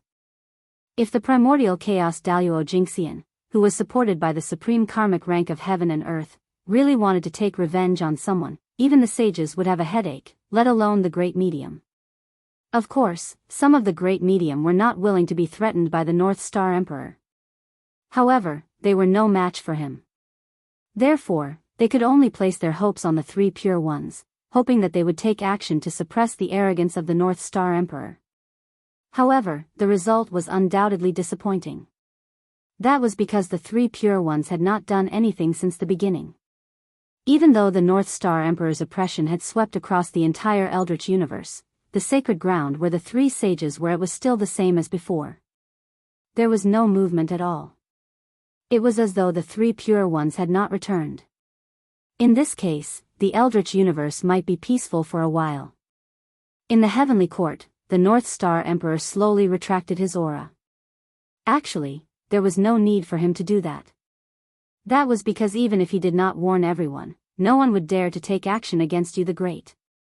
Although you the Great wanted to do something that defied the heavens, he had not done it yet. It could be said that as long as you the Great did not do anything that defied the heavens, he would still be a person of great merit in the eldritch universe. He would be protected by the heavens and earth. Anyone who dared to take action against him would be severely punished by the heavens and earth. Currently, you the Great was absolutely safe. However, after he set up the boundary of the 9 province, everything would be different. The heavens and earth would no longer protect him, and he would become the target of the heavenly axiom's destruction. In fact, the heavenly axiom had created such a huge formation to force you the Great to stop. Unless it had no other choice, the heavenly axiom was not willing to take action against a person of great merit. That was because it would undoubtedly cause the value of merit to decrease. In the past, merit was the biggest protection in the eldritch universe. Therefore, the people respected merit very much. But now, even those with great merit could not escape the annihilation of the heavenly axiom. This would undoubtedly affect the status of merit in the hearts of the people. Merit wasn't omnipotent. Once this impression was formed, the impact would undoubtedly be huge. The people of the world did not want to obtain merit as urgently as before. This was to the heavens and earth. It could be considered a loss. After all, every time the heavens and earth gave merit, it meant that something beneficial to the primordial world had happened. However, although merit was important, it was not a reason to defy the heavens. Defying the heavens was the beginning of disturbing the world. It would bring too many variables to the entire world. And the heavenly axiom. What he hated the most was variables. The entire primordial world was enveloped by the heavenly axiom. The moment the living beings were born, their fates had already been arranged by the heavenly axiom. Everything. They only needed to follow the established trajectory. The meaning of the existence of variables was to disrupt the arrangements of the heavenly axiom. In that case, how could the heavenly axiom not hate it? The greatest result of defying the heavens was to create a huge variable, thus disrupting the trajectory of the heavenly axiom and leading the world to the unknown. It was in order to lead the world back to the right track that the heavenly axiom would kill those who defied the heavens without mercy. It was the same even if they had great merit. Merit was never a reason to defy the heavens. Although he knew that everyone would not attack you the Great, Emperor North Star still wanted to warn everyone. His purpose was naturally to express his attitude. You the Great is the human emperor of the human race. If you want to touch him, you have to consider carefully whether you can withstand the anger of a primordial chaos Daluo Jinxian. As soon as Emperor North Star expressed his stance, the great divine abilities immediately restrained themselves and stopped all kinds of small actions. And this was the power of a primordial chaos expert. Ridiculously powerful. However, even though he had achieved such an obvious effect, Emperor North Star was not happy at all. Because it was too calm. The three pure ones' performance was too calm. This was completely illogical. If the three pure ones were willing to make a move, even if they did not show their faces, they would only release their aura to contend with him. If that was the case, the great masters would not have retreated so quickly. Chapter 679. However, from the beginning to the end, the three pure ones did not make any movements. Obviously, this was not because they were afraid of the North Star Emperor, because the North Star Emperor did not have the qualifications to make the three pure ones fear him. Then, the reason why they did not make a move was worth pondering. Perhaps, they had a bigger plan. This made the North Star Emperor frown. He did not feel at ease if he could not figure out the true purpose of the three pure ones. The calmer the three pure ones appeared, the more turbulent the undercurrent hidden under the surface was. It would bring about unexpected changes in the future. However, even if the North Star Emperor knew that the three pure ones must have a plan, he had to admit that with his current strength, he could not do anything to the three pure ones. In fact, if they really fought, he would not be a match for the three pure ones. At the moment, he did not know the specific plan of the three pure ones. He could only try his best to increase his strength in case there was no way to deal with the unknown changes. Time flew. In the blink of an eye, 1,000 years had passed. After 1,000 years of hard work, Yu the Great's plan to set up the barrier of the 9 provinces had reached the most critical moment. The 9 provinces had been divided. They were just waiting to bury the 9 cauldrons and seal the 9 beasts to complete the last step. This was because the 9 beasts sealed by the 9 cauldrons were used to feed the 9 cauldrons and let them devour them. Therefore, the final outcome would definitely not be too good. Yu the Great did not like to kill, so he did not want to sacrifice the experts of the 10,000 races. Of course, the biggest reason was that the experts of the 10,000 races had not made a big mistake, so Yu the Great could not kill them for no reason. No matter how afraid the 10,000 races were of the human race, they would rebel against the human race if they killed the experts of the 10,000 races for no reason. This would cause the primordial world, which had just returned to peace, to fall into conflict again, causing countless living beings to die tragically. Yu the Great did not want to see this scene, so he did not choose to attack the experts of the 10,000 races. Otherwise, although Yu the Great was merciful, he would not be merciful at this critical moment that concerned the future of the human race. Moreover, after the exploitation of the human emperors, how many decent experts could the 10,000 races have left? They could not meet the needs of the 9 cauldrons at all.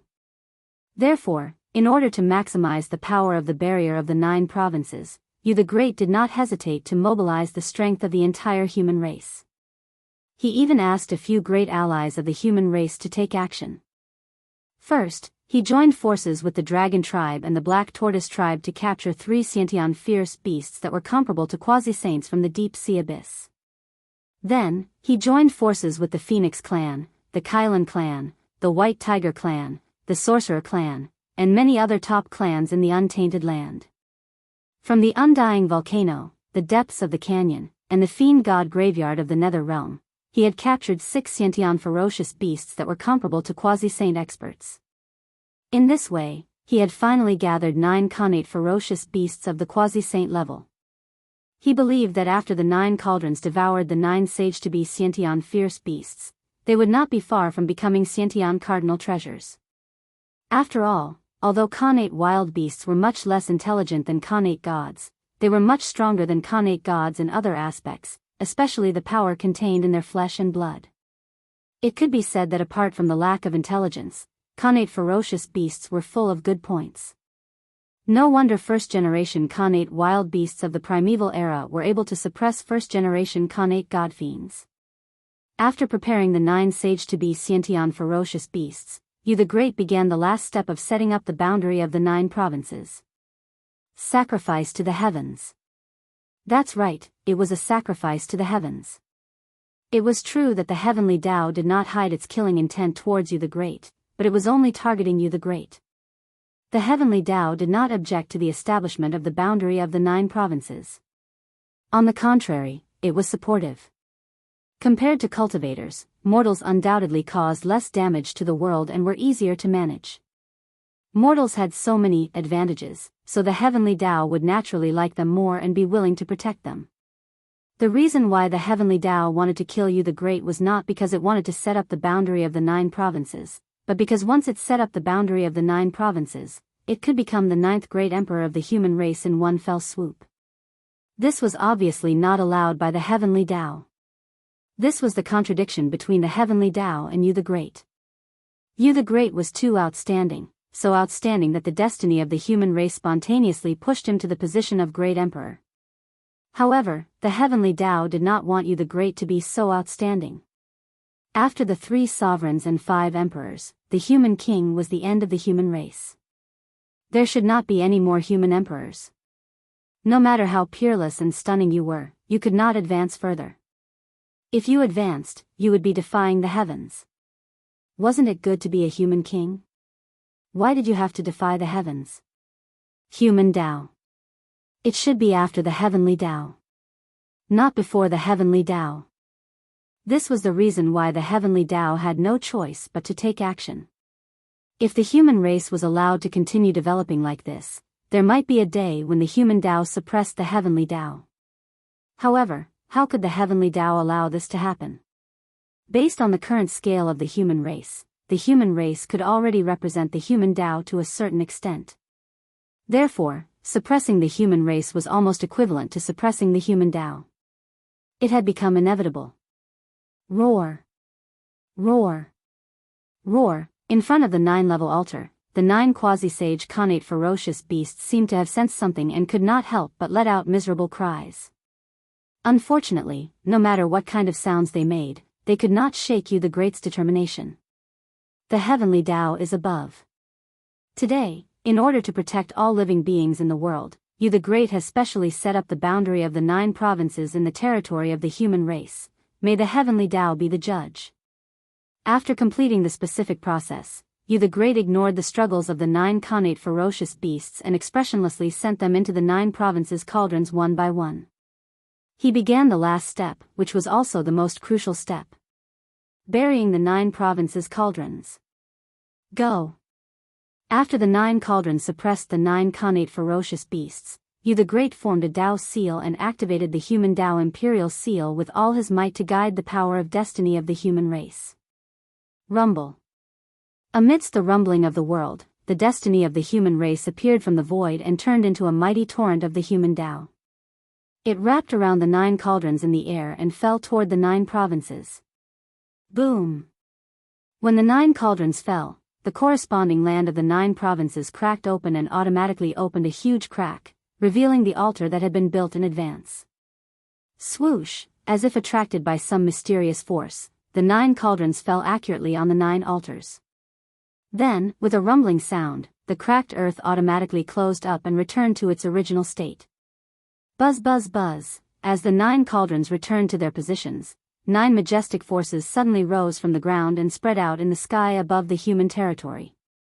In the blink of an eye, they formed a huge boundary that enveloped the entire human territory. At the same time, the world trembled inexplicably and the laws rumbled together. The radiance of the human Tao burst out from the void and turned into a powerful force that supported the boundary of the 9 provinces. This was, the human Tao had made its move. The moment the boundary of the 9 provinces was set up, all the cultivators in the human territory felt that they were different from before. However, they could not pinpoint the exact difference. Only the Tai Jingxian and the cultivators above them, who had already come into contact with the Tao, could vaguely feel something. In the future, cultivators would probably not be able to touch mortals.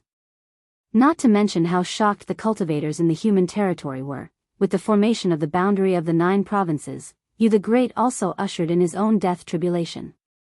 Rumble. The destiny of the human race came in a mighty manner and turned into a huge flame that floated above you the Great's head. It gathered the power of the world for him to help him ascend to the throne. With the addition of the power, you the Great's body also underwent an inexplicable change. The half of the Emperor Purple Chi that had already existed before was now growing at a speed visible to the naked eye under the support of the power. In the blink of an eye, another half of the Emperor Purple Chi was born and became a whole. Buzz, at the moment when the Imperial Purple Chi was born, a shocking dragon roar resounded in the sky. At the same time, you the Great's body suddenly rose with boundless majesty and swept across the untainted world. For a moment, the world fell silent and submitted to you the Great's majesty. Swoosh, the Emperor Purple Chi wandered around you the Great's body and rushed towards his innate indestructible true spirit. It wanted to fuse with it to help you the Great complete the final transformation. However, just as you the Great's innate indestructible true spirit was about to come into contact with the Emperor Purple Chi, a supreme power suddenly descended and acted on you the Great's body. It forcefully froze the Emperor Purple Chi, causing it to stop on the spot. The heavenly Tao, it made its move. The moment you the Great was about to become an emperor, the heavenly Tao made its move. It used its supreme power to forcefully freeze the Emperor Purple Chi, preventing it from fusing with you the Great's innate indestructible true spirit. The Emperor Purple Chi was clearly only a line away from you the Great's innate indestructible true spirit. However, under the power of the heavenly Tao, this line of distance became an unreachable chasm. Rumble. A sound that sounded like the sky splitting suddenly resounded in the ears of all living beings. It dispelled you the Great's majesty and attracted the attention of all the powerful figures.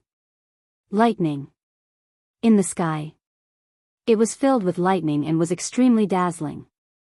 This was the wrath of the heavens. You the Great's act of defying the heavens and becoming an emperor had finally angered the heavenly Tao, causing it to send down the wrath of the heavens to kill him. Rumble. Endless lightning slanted down and pounced towards you the Great, wanting to drown him so that he could completely annihilate this heaven-defying person. That lightning was not ordinary lightning, but innate divine lightning. Moreover, it was the most powerful purple heaven divine lightning. This divine lightning was formed from Tao ancestor Hong Jun's supreme divine ability. Any one of them had the power to severely injure a quasi-sage. Even Feng Zichen did not dare to take hundreds of millions of lightning bolts head-on, let alone you the Great. Looking at the purple heaven divine lightning in the sky that was like a sea of lightning, not to mention that he had not become an emperor yet, even if he really became an emperor, he would not be able to escape the fate of death. Rumble. Just as the purple heaven divine lightning that was like a sea of lightning was about to fall, a golden light suddenly rose from you the Great's body and shone on the dazzling purple heaven divine lightning. Swoosh. As if it had met its natural enemy, the thunderclouds that were shone on by the golden light melted like snow and quickly disappeared. In the blink of an eye. More than 1/3 of it disappeared. It was also at this moment that the golden light on you the Great's body had exhausted all its power and gradually extinguished. This golden light was naturally the merit that you the Great had accumulated earlier. At this moment of danger, it suddenly erupted and resolved part of the calamity. Although it was only 1/3, it was still a good thing for you the Great. It made his future, which had completely fallen into a dead silence, have a little more vitality. After the merit, another wisp of human Tao light burst out from the void and swept towards the purple heaven lightning tribulation, wiping out another 1/3 of it. As a result, only 1/3 of the tribulation cloud was left, and its power could be said to have been greatly reduced. You the Great's chances of surviving this tribulation had undoubtedly increased by a lot. However, before Feng Zichen, who was watching this scene from afar, could feel happy, he saw another change in the sky. As if it had been angered by the human Tao's attack, the heavenly Tao began to tremble. In reality, the weakened purple heaven lightning tribulation began to expand again. However, the lightning tribulation had been weakened twice. Even if the heavenly Tao personally strengthened it, there was a limit. Therefore, after the lightning tribulation expanded to half of its original size, no matter how the heavenly Tao supported it, the lightning tribulation did not move at all. It was obvious that it had reached its limit. Under the pull of the two forces, the power of the lightning tribulation was fixed at half of its original power. However, although the power of the lightning tribulation had been reduced by half, it was still extremely dangerous for you the Great, who was only a half-step primordial chaos. According to Feng Zichen's estimation, even if the power of the lightning tribulation had been reduced by half, it still belonged to the primordial chaos realm. In other words, the tribulation that you the Great was facing belonged to the primordial chaos realm. Although this lightning tribulation was considered the weakest primordial chaos tribulation, the weakest primordial chaos was still primordial chaos. It was far from what existences below primordial chaos could contend against. There was a huge gap between primordial chaos and half-step primordial chaos. Unless one had a treasure like a connate cardinal treasure, it was absolutely difficult to cross it. Yes, you the Great had the connate cardinal treasure, the human Tao imperial seal. However, what he was facing now was the heavenly tribulation. If it was an ordinary time, even if you the Great, who held the human Tao imperial seal, could not defeat the true primordial chaos Daluo Jingxian, it was more than enough to protect himself. However, in front of the heavenly tribulation, you the Great could not use the power of a Dharma treasure other than using his own strength, merit, and luck. Otherwise, the heavenly Tao would send down a tribulation of the same level as the Dharma treasure. The human Tao imperial seal was a connate cardinal treasure. If you the Great used it to resist the tribulation, the heavenly Tao would send down a tribulation of the same level as the connate cardinal treasure. A connate cardinal treasure was an existence that was comparable to the primordial chaos Daluo Jinxian. Just thinking about the tribulation of that level was terrifying. In fact, it was even stronger than the tribulation that Yu the Great was currently facing. Yu the Great, who was not confident in transcending the tribulation, had no hope of transcending the tribulation if the human Dao imperial seal was added to it. Therefore, Yu the Great could only choose to bear this death tribulation by himself. Outsiders could not help him at all.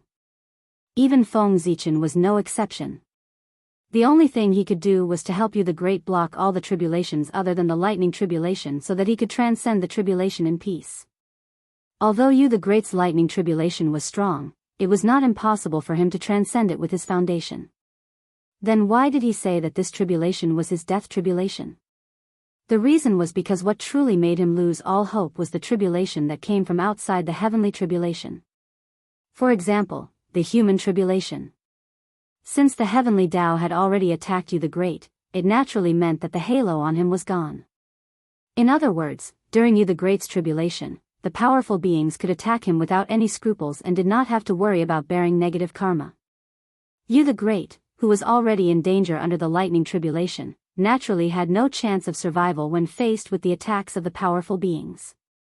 Therefore, Yu the Great's tribulation was called the death tribulation. Rumble. Countless purple heaven divine lightning struck down and drowned Yu the Great. In just an instant, his skin and flesh were split open. However, even in the face of such a lightning tribulation, Yu the Great still had the strength to struggle. For this, apart from being strong enough, it was also because of Feng Zichen. A long time ago, Feng Zichen knew that if the heavenly Tao attacked Yu the Great, there would definitely be a lightning tribulation. After all, lightning was one of the supreme methods that the heavenly Tao used to control the primordial world. If the heavenly Tao wanted to descend a tribulation, how could it not have lightning? Since he had already expected this scene, Feng Zichen was naturally prepared. He might not be able to weaken the power of the lightning tribulation, but increasing Yu the Great's resistance to lightning was not too difficult for him. Don't forget that the Great Emperor of the South Pole had the title of the Ancestor of Lightning. With the Great Emperor of the South Pole sparing no expense, he could naturally increase Yu the Great's resistance to lightning to the highest. With Yu the Great's current situation, even in the face of such a powerful heavenly tribulation, he could still be immune to 30% of its power. Don't underestimate this 30%. At this moment of life and death, every time the power of the lightning tribulation weakened, the chances of Yu the Great surviving would increase. 30% was enough to change too much. At the very least, it could barely ensure that Yu the Great survived the lightning tribulation. Rumble. The purple heaven divine lightning struck down mercilessly, vowing to destroy all of Yu the Great's vitality. However, in the sea of lightning, although Yu the Great seemed to be in danger, he did not fall and maintained his breath. Judging from his performance, he had a high chance of surviving this tribulation. Seeing that the lightning tribulation could not kill Yu the Great, the powerful beings hiding in the dark moved. They appeared from the void and charged towards Yu the Great, who was in the lightning tribulation. The human tribulation was also a part of the heavenly punishment. Therefore, when the powerful beings attacked Yu the Great at this time, they would not be regarded as interfering with the tribulation by the heavenly Tao and would be punished accordingly. Boom! Boom! Boom! One terrifying aura after another erupted from the void and reverberated between heaven and earth. That powerful force distorted the void and interfered with the normal operation of heaven and earth. At this moment, all the cultivators whose cultivation had not reached Daluo Jinxian lost consciousness. Humph! How can a person who defies the heavens exist in this world? Human Emperor Yu the Great defies the heavens and is not tolerated by heaven and earth. Therefore, he obeys the orders of the heavenly Tao. Kill. Numerous terrifying figures surrounded by the laws of the Grand Tao appeared amidst the cold and indifferent voice. Crack. Crack. With their appearance, heaven and earth actually showed signs of instability and was about to collapse. At the same time, unparalleled killing intent erupted from their bodies and attacked Yu the Great together. Chapter 680. That cold aura was suffocating. Almost at the moment the killing intent attacked, the Yu's body could not help but stiffen and pause for a moment. In an instant, the violent purple heaven divine thunder found an opportunity and struck down brazenly, almost tearing Dayu's body apart. Rumble. For a moment, Dayu was in danger. At the critical moment, the foundation of the human race played a role. At the moment of Dayu's crisis, an extremely strong aura of creation suddenly surged out from his body. In the blink of an eye, he completely recovered from his injuries and escaped danger. That was the origin of creation. It contained unimaginable vitality and was a treasure between heaven and earth. It was also one of the foundations that the human race had accumulated with great difficulty after dominating the primordial world for millions of years. Now that Dayu was in a life and death situation, there was no need for the human race to keep any good things. Naturally, they would use whatever they had to help Dayu survive this calamity. Wasn't the so-called foundation used at this time? A mere postnatal living being dares to dream of defying the heavens? Die. Seeing that Dayu's injuries had completely recovered, the great divine abilities that walked out of the void could not help but have cold expressions as they spoke coldly. Then, they stretched out their hands and used their divine abilities to attack Dayu from afar, wanting to cut off all his vitality. Rumble. For a moment, the world changed. Endless killing intent descended, enveloping the myriad Tao of heaven and earth as it pressed down on Dayu. That aura was extremely terrifying, as if it could destroy everything. It could not be blocked. Under normal circumstances, Dayu would not be able to block these great divine abilities, let alone during his tribulation. You're courting death. Above the heavenly court, great Emperor Gaochen, who saw this scene, could not help but shout angrily. Then, he waved his right hand and summoned the Zichin sword. He swung it fiercely at the divine ability that was attacking Dayu. Swoosh, Zichin's sword moved, and a resplendent sword light burst forth, bringing with it a shocking phenomenon. The sun, moon, and stars flickered, water, fire, and wind surged, and essence, energy, and spirit swayed. All kinds of phenomena interweaved, and it was exceptionally terrifying. One could see that the Tao of heaven, earth, and man had all transformed into a sword in the hands of great Emperor Gaochen. It was an extremely stunning sword. With an unparalleled aura, he brazenly slashed towards the divine ability that was blasting towards you the great. Rumble. In the blink of an eye, the sword light and theurgy collided violently. Buzz buzz buzz, heaven and earth suddenly trembled inexplicably as the Taos of heaven, earth, and man manifested. They erupted with astonishing power, drowning and devouring everyone's divine abilities. Then, the power of the sword light was not exhausted. Under the support of the Tao of heaven, earth, and man, it turned into countless sharp sword lights, blotting out the sky and covering the earth as it slashed toward the group of powerful experts. In an instant, wherever the sword light passed, the void was obliterated. Not good. Seeing the sword light coming, no one dared to underestimate it. They spontaneously joined hands and worked together to set up a defense in an attempt to block the sword light that blotted out the sky.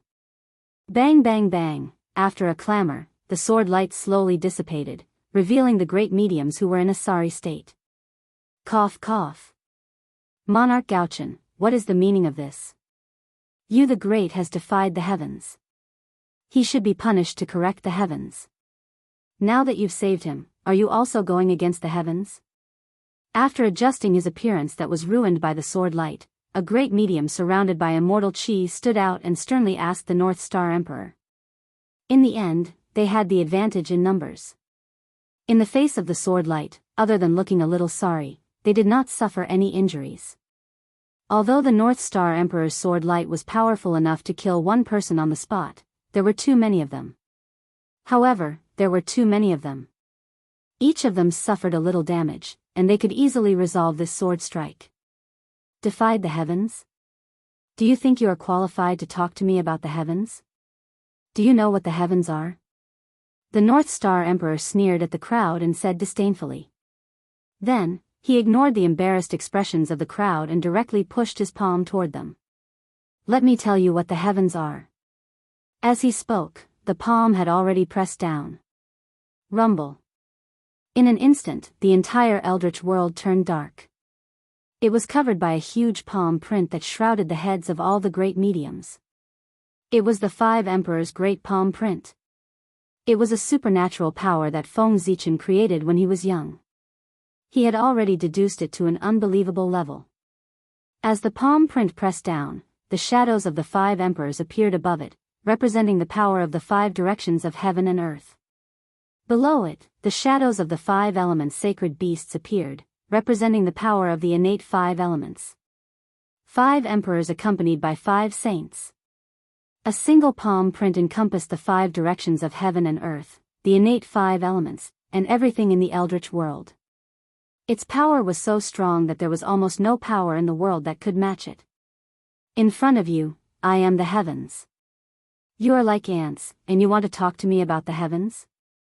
How laughable.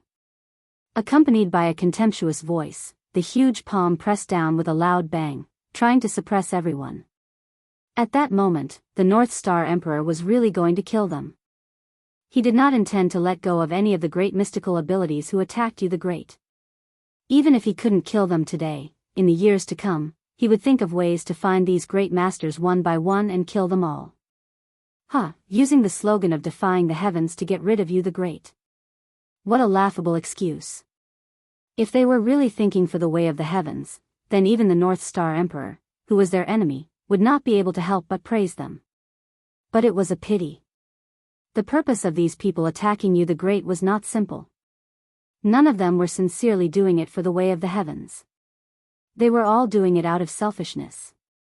They wanted to kill you the Great purely because they wanted to snatch the human clan's seal of providence in his body. They wanted to devour it to obtain more power. That was also the reason why they were not afraid of the North Star Emperor's threat. Once they devoured the human clan's seal of providence in you the Great's body, they could complete the final transformation and reach the realm of primordial chaos Daluo Jingxian, standing on the same level as the North Star Emperor. In that case, as they were both primordial chaos Daluo Jingxian, why would they be afraid of the North Star Emperor? As they were in the same realm, even if they were no match for him, they would be able to protect themselves. None of them were fools. Since these great mediums dared to take such a huge risk to attack you the Great, it meant that the benefits behind it were definitely much more than the risks they had to take. No one would take on a losing business. Friend North Star Emperor, they are not worthy to talk to you. What about the poor Wei? Is she worthy to talk to you? Just as Emperor Gaochun's 5 emperor palm imprint was about to land on Luo Yunyang, a faintly discernible voice was heard from the void. At the same time, a supreme power that was born from the void accompanied the voice. It twisted yin and yang, sliced open yin yang and yin yang, and disrupted the 5 directions and 5 elements, causing Emperor Gaochun's 5 emperors' great palm print to crumble. Seeing this, the North Star Emperor immediately understood that the Grand Pure One must have taken action. Only he, who had the innate cardinal treasure Tai Chi diagram, had such a divine power that could easily disintegrate yin and yang and disintegrate the 5 elements. Why? Does the Grand Pure One also want to get involved in this mess? Seeing that his divine power was broken, the North Star Emperor simply dispersed the 5 elements' chi and spoke to the Grand Pure One who was slowly walking out of the 8 Visions Palace in an extremely solemn tone. The situation that he was most worried about still happened. The sage really took action. That's right. As the spokesperson of the Heavenly Tao, how could the sage just sit by and watch when the Heavenly Tao took action personally? Naturally, he would take action as well. Sigh, this is the will of the heavens. What can the poor Wei do? The Grand Pure One shook his head and sighed helplessly. That was the truth. He really did not want to take action in this matter regarding you the Great. After returning from the chaos outside the heavens, the Grand Pure One had already understood that the human race had already become a force to be reckoned with. Their rise was unstoppable. Even if they suffered a setback for a while, it would not have much of an impact. They would eventually become stronger and stronger. Therefore, the Grand Pure One, who had seen this clearly, decided to change his strategy. He would not blindly suppress the human race. Instead, he chose to think of a way to participate in the development of the human race and obtain an indispensable position in this process. In that case, the destiny of the human race would still not be able to escape from his grasp. To be honest, such a thing was not difficult for the Grand Pure One. One had to know that the sect established by the Grand Pure One was Ren school. The word Ren could be understood as the human Tao. Naturally, it could also be understood as the human race. Wasn't the meaning of the Grand Pure One's words? The Ren school was born because of the human race. The Grand Pure One had once created the Tao of the Golden Core in the human race. His only disciple was also from the human race.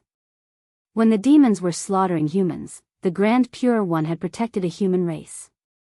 With all sorts of connections added together, the Grand Pure One could easily turn the ship around and define the humans in Ren school as humans. If he really did that, Feng Zichen could not say anything.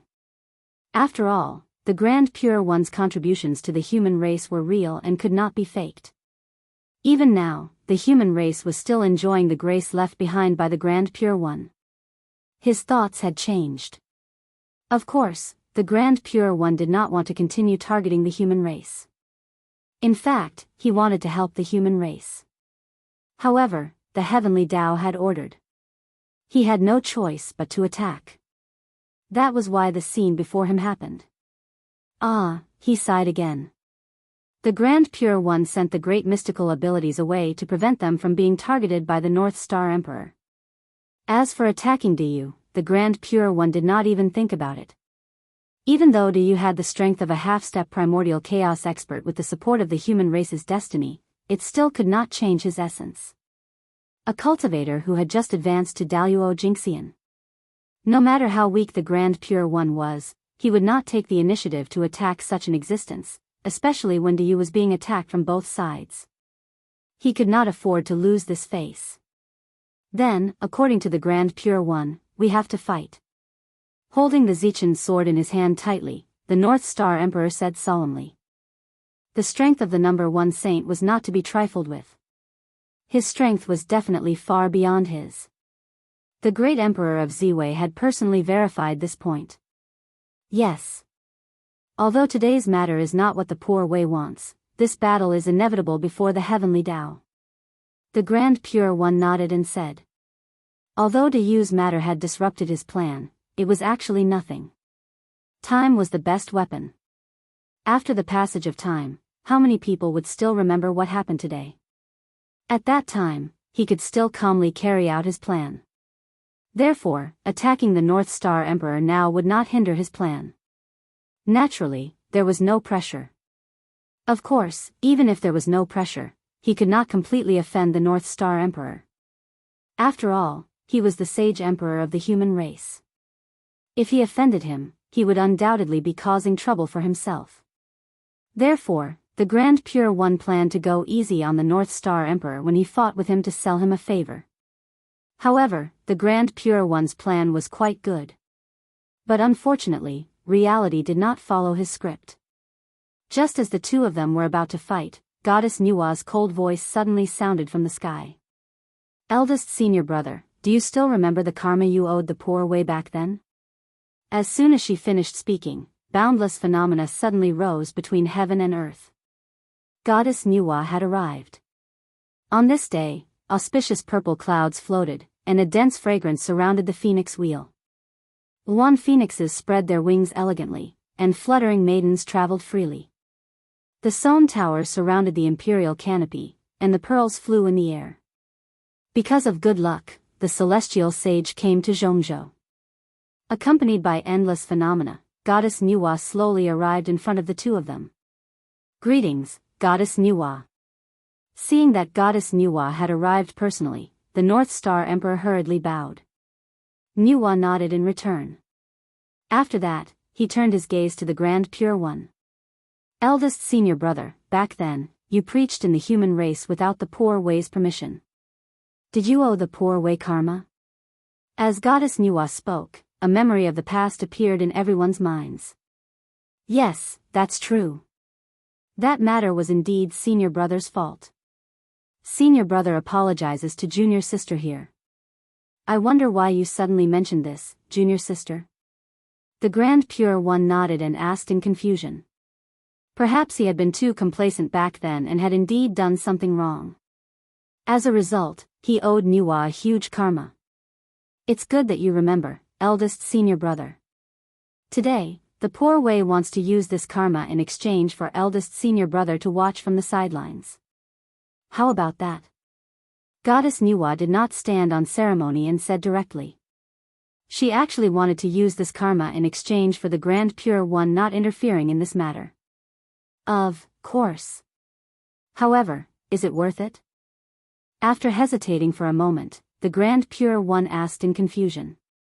To him, it was naturally excellent that he could end the karma between him and Nuwa without making a move.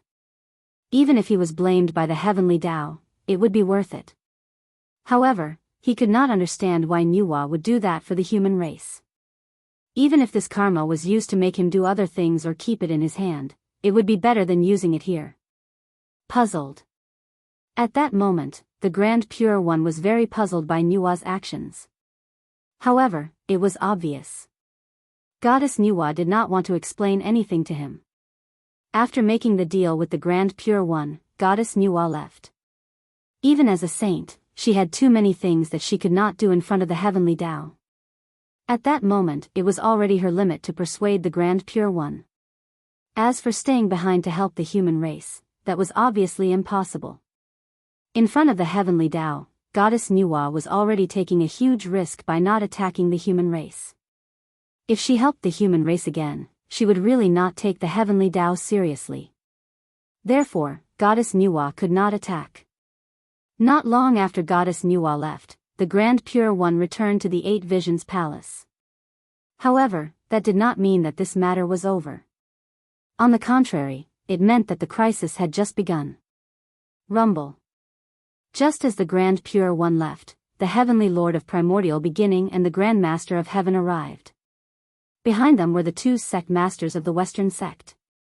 They were also the people that the North Star Emperor feared the most, Saint Jia-yin and Saint Juan-Ti. Among the saints, the ones who could not bear to see the human race doing well the most were the two saints Jia-yin and Juan-Ti. That was because, unlike other saints, these two saints really had an irreconcilable blood feud with the human race. The stronger the human race was, the more they felt that it was an eyesore, like a fishbone in their throats. Therefore, they would not let go of any opportunity to suppress the human race. And right now, it was a very good opportunity. In that case, how could they let it go? They would definitely attack with all their might to suppress the human race. Therefore, in Feng Zichen's opinion, Jia-yin and Juan-Ti were the most dangerous part of this tribulation. Perhaps, Yu the Great's death tribulation should be on them. The three pure ones might not attack Yu the Great, but Jia-yin and Juan-Ti might. Especially Saint Juan-Ti. He had long stopped caring about his reputation. Bullying the weak was his strength. It would not be too much to pay attention to such a person. Fellow Taoist North Star, stop. You are the primordial celestial emperor. You should follow the heavens and not protect those who defy the heavens. As soon as he appeared, the heavenly Lord of Primordial Beginning said to the North Star Emperor.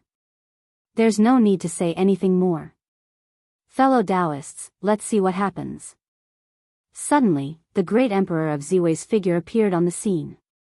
At the same time, he charged towards the heavenly Lord of Primordial Beginning and the Grand Master of Heaven.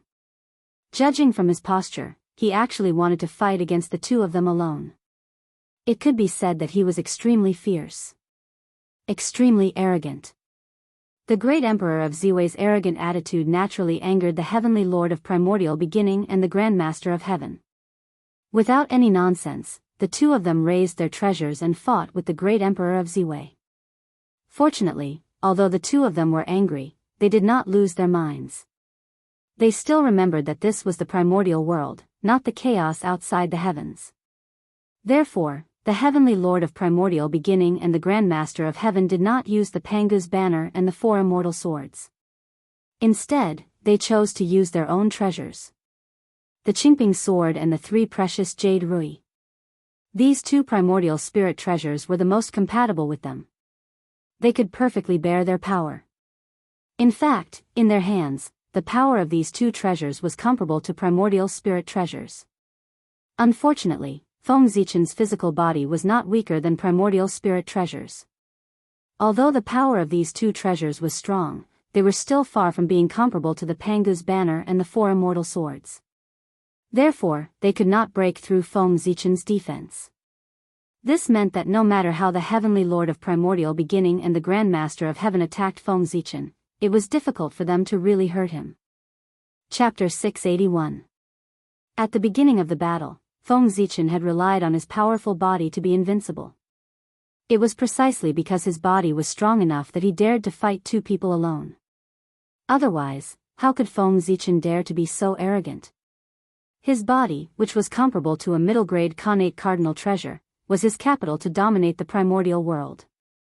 It could be said that as long as it was not a heaven-opening cardinal treasure, a top-grade connate cardinal treasure like the cauldron of heaven and earth, or a strength that exceeded his by too much, there was basically no power in the primordial world that could break through his body. The strength of his body might not make Feng Zichen invincible among his peers, but it could definitely make him invincible when fighting against experts of the same realm. Boom! Boom! Boom! Just like when Feng Zichen fought with the Grand Pure One in the chaos outside the sky, the battle entered the most intense stage as soon as it broke out. The familiar move and the reckless fighting style made the Heavenly Lord of Primordial Beginning and the Grand Master of Heaven, who were fighting with Feng Zichen, truly feel how the Grand Pure One felt back then. Aggrieved. Extremely aggrieved. At that time, when they saw the Grand Pure One being suppressed by Feng Zichen, although they did not show anything on their faces, they might have laughed at him in their hearts.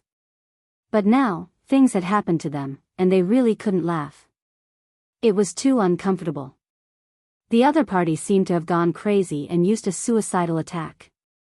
The fierce attack made the Heavenly Lord of Primordial Beginning and the Grand Master of Heaven only have the strength to resist and did not have any chance to counterattack.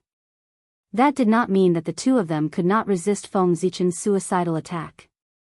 Instead, if the two of them really wanted to counterattack, it would definitely cause the situation to enter the stage of exchanging injuries. That was very disadvantageous to them, who had weak bodies. Therefore, the Heavenly Lord of Primordial Beginning and the Grand Master of Heaven could only choose to defend and fight with Feng Zichen. Let's see who can't hold on first and who will be the loser. Unfortunately, the primeval Lord of Heaven and the Prime of Tongtian had miscalculated. This was the primordial world, not the chaos in the outer space. Here, Feng Zichen had the entire boundless starry sky as his backing. His power could be said to be limitless, and he would never run out of power.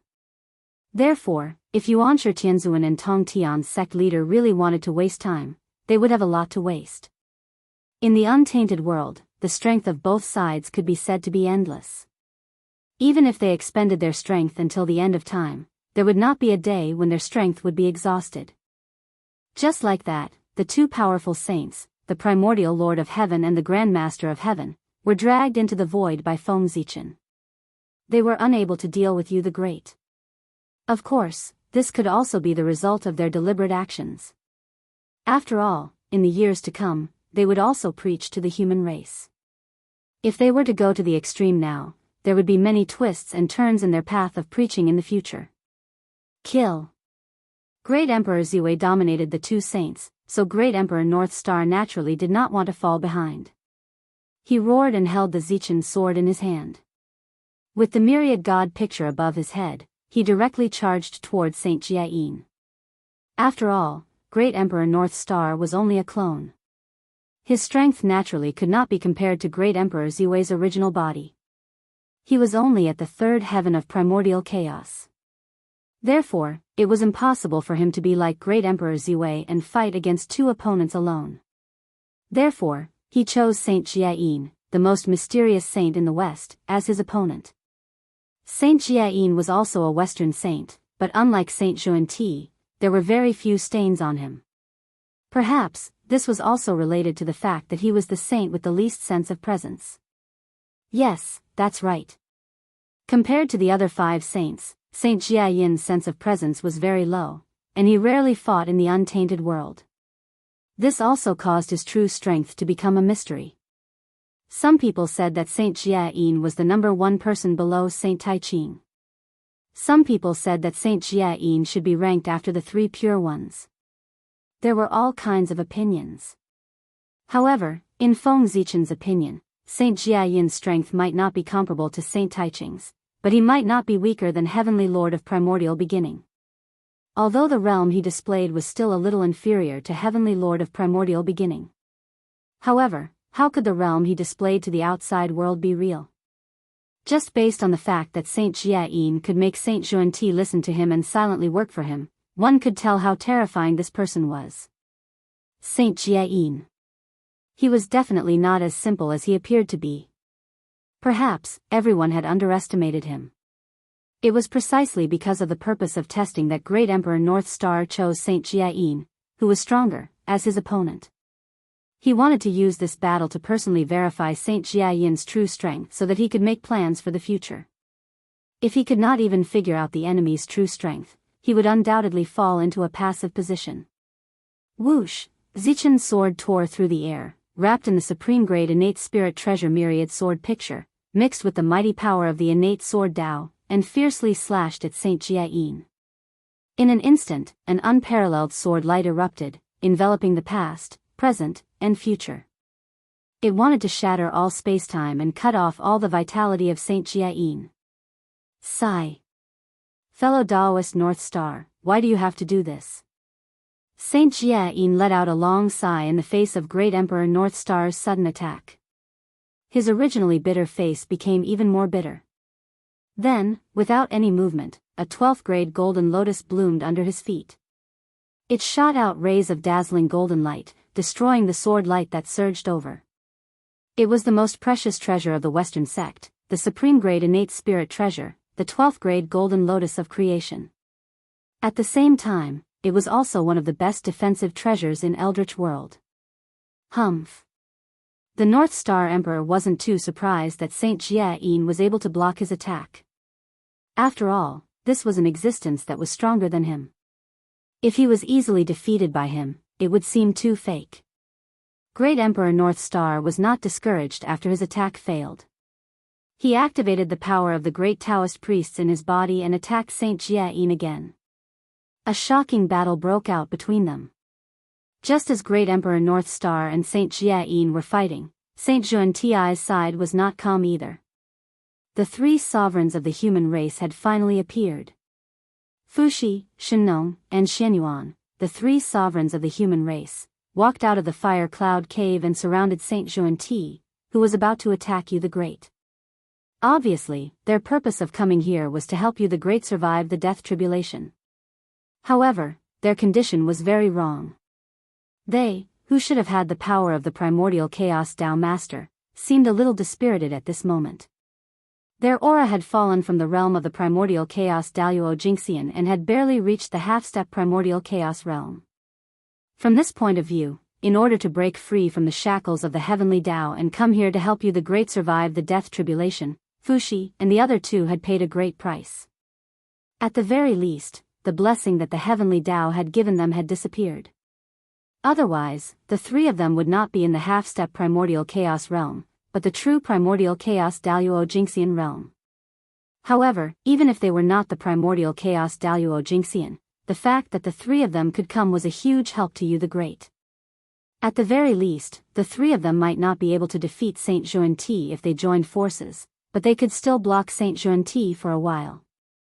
After all, Fuxi and the other two had only lost the great power that the heavenly Tao had given to the three sovereigns that was comparable to the primordial chaos Daluo Jingxian. However, they had not lost their identity as human emperors. In other words, due to their identities, Saint Xuanti could not be ruthless to the three of them. Otherwise, even if he was a saint, he would have to pay an unimaginable price for killing the human emperor. Attack. As soon as Fuxi and the other two appeared, they did not have any intention of exchanging pleasantries with Saint Xuanti. They directly formed a mysterious array and surrounded Saint Xuanti. They knew that with their current strength, there was no way they could defeat Saint Xuanti.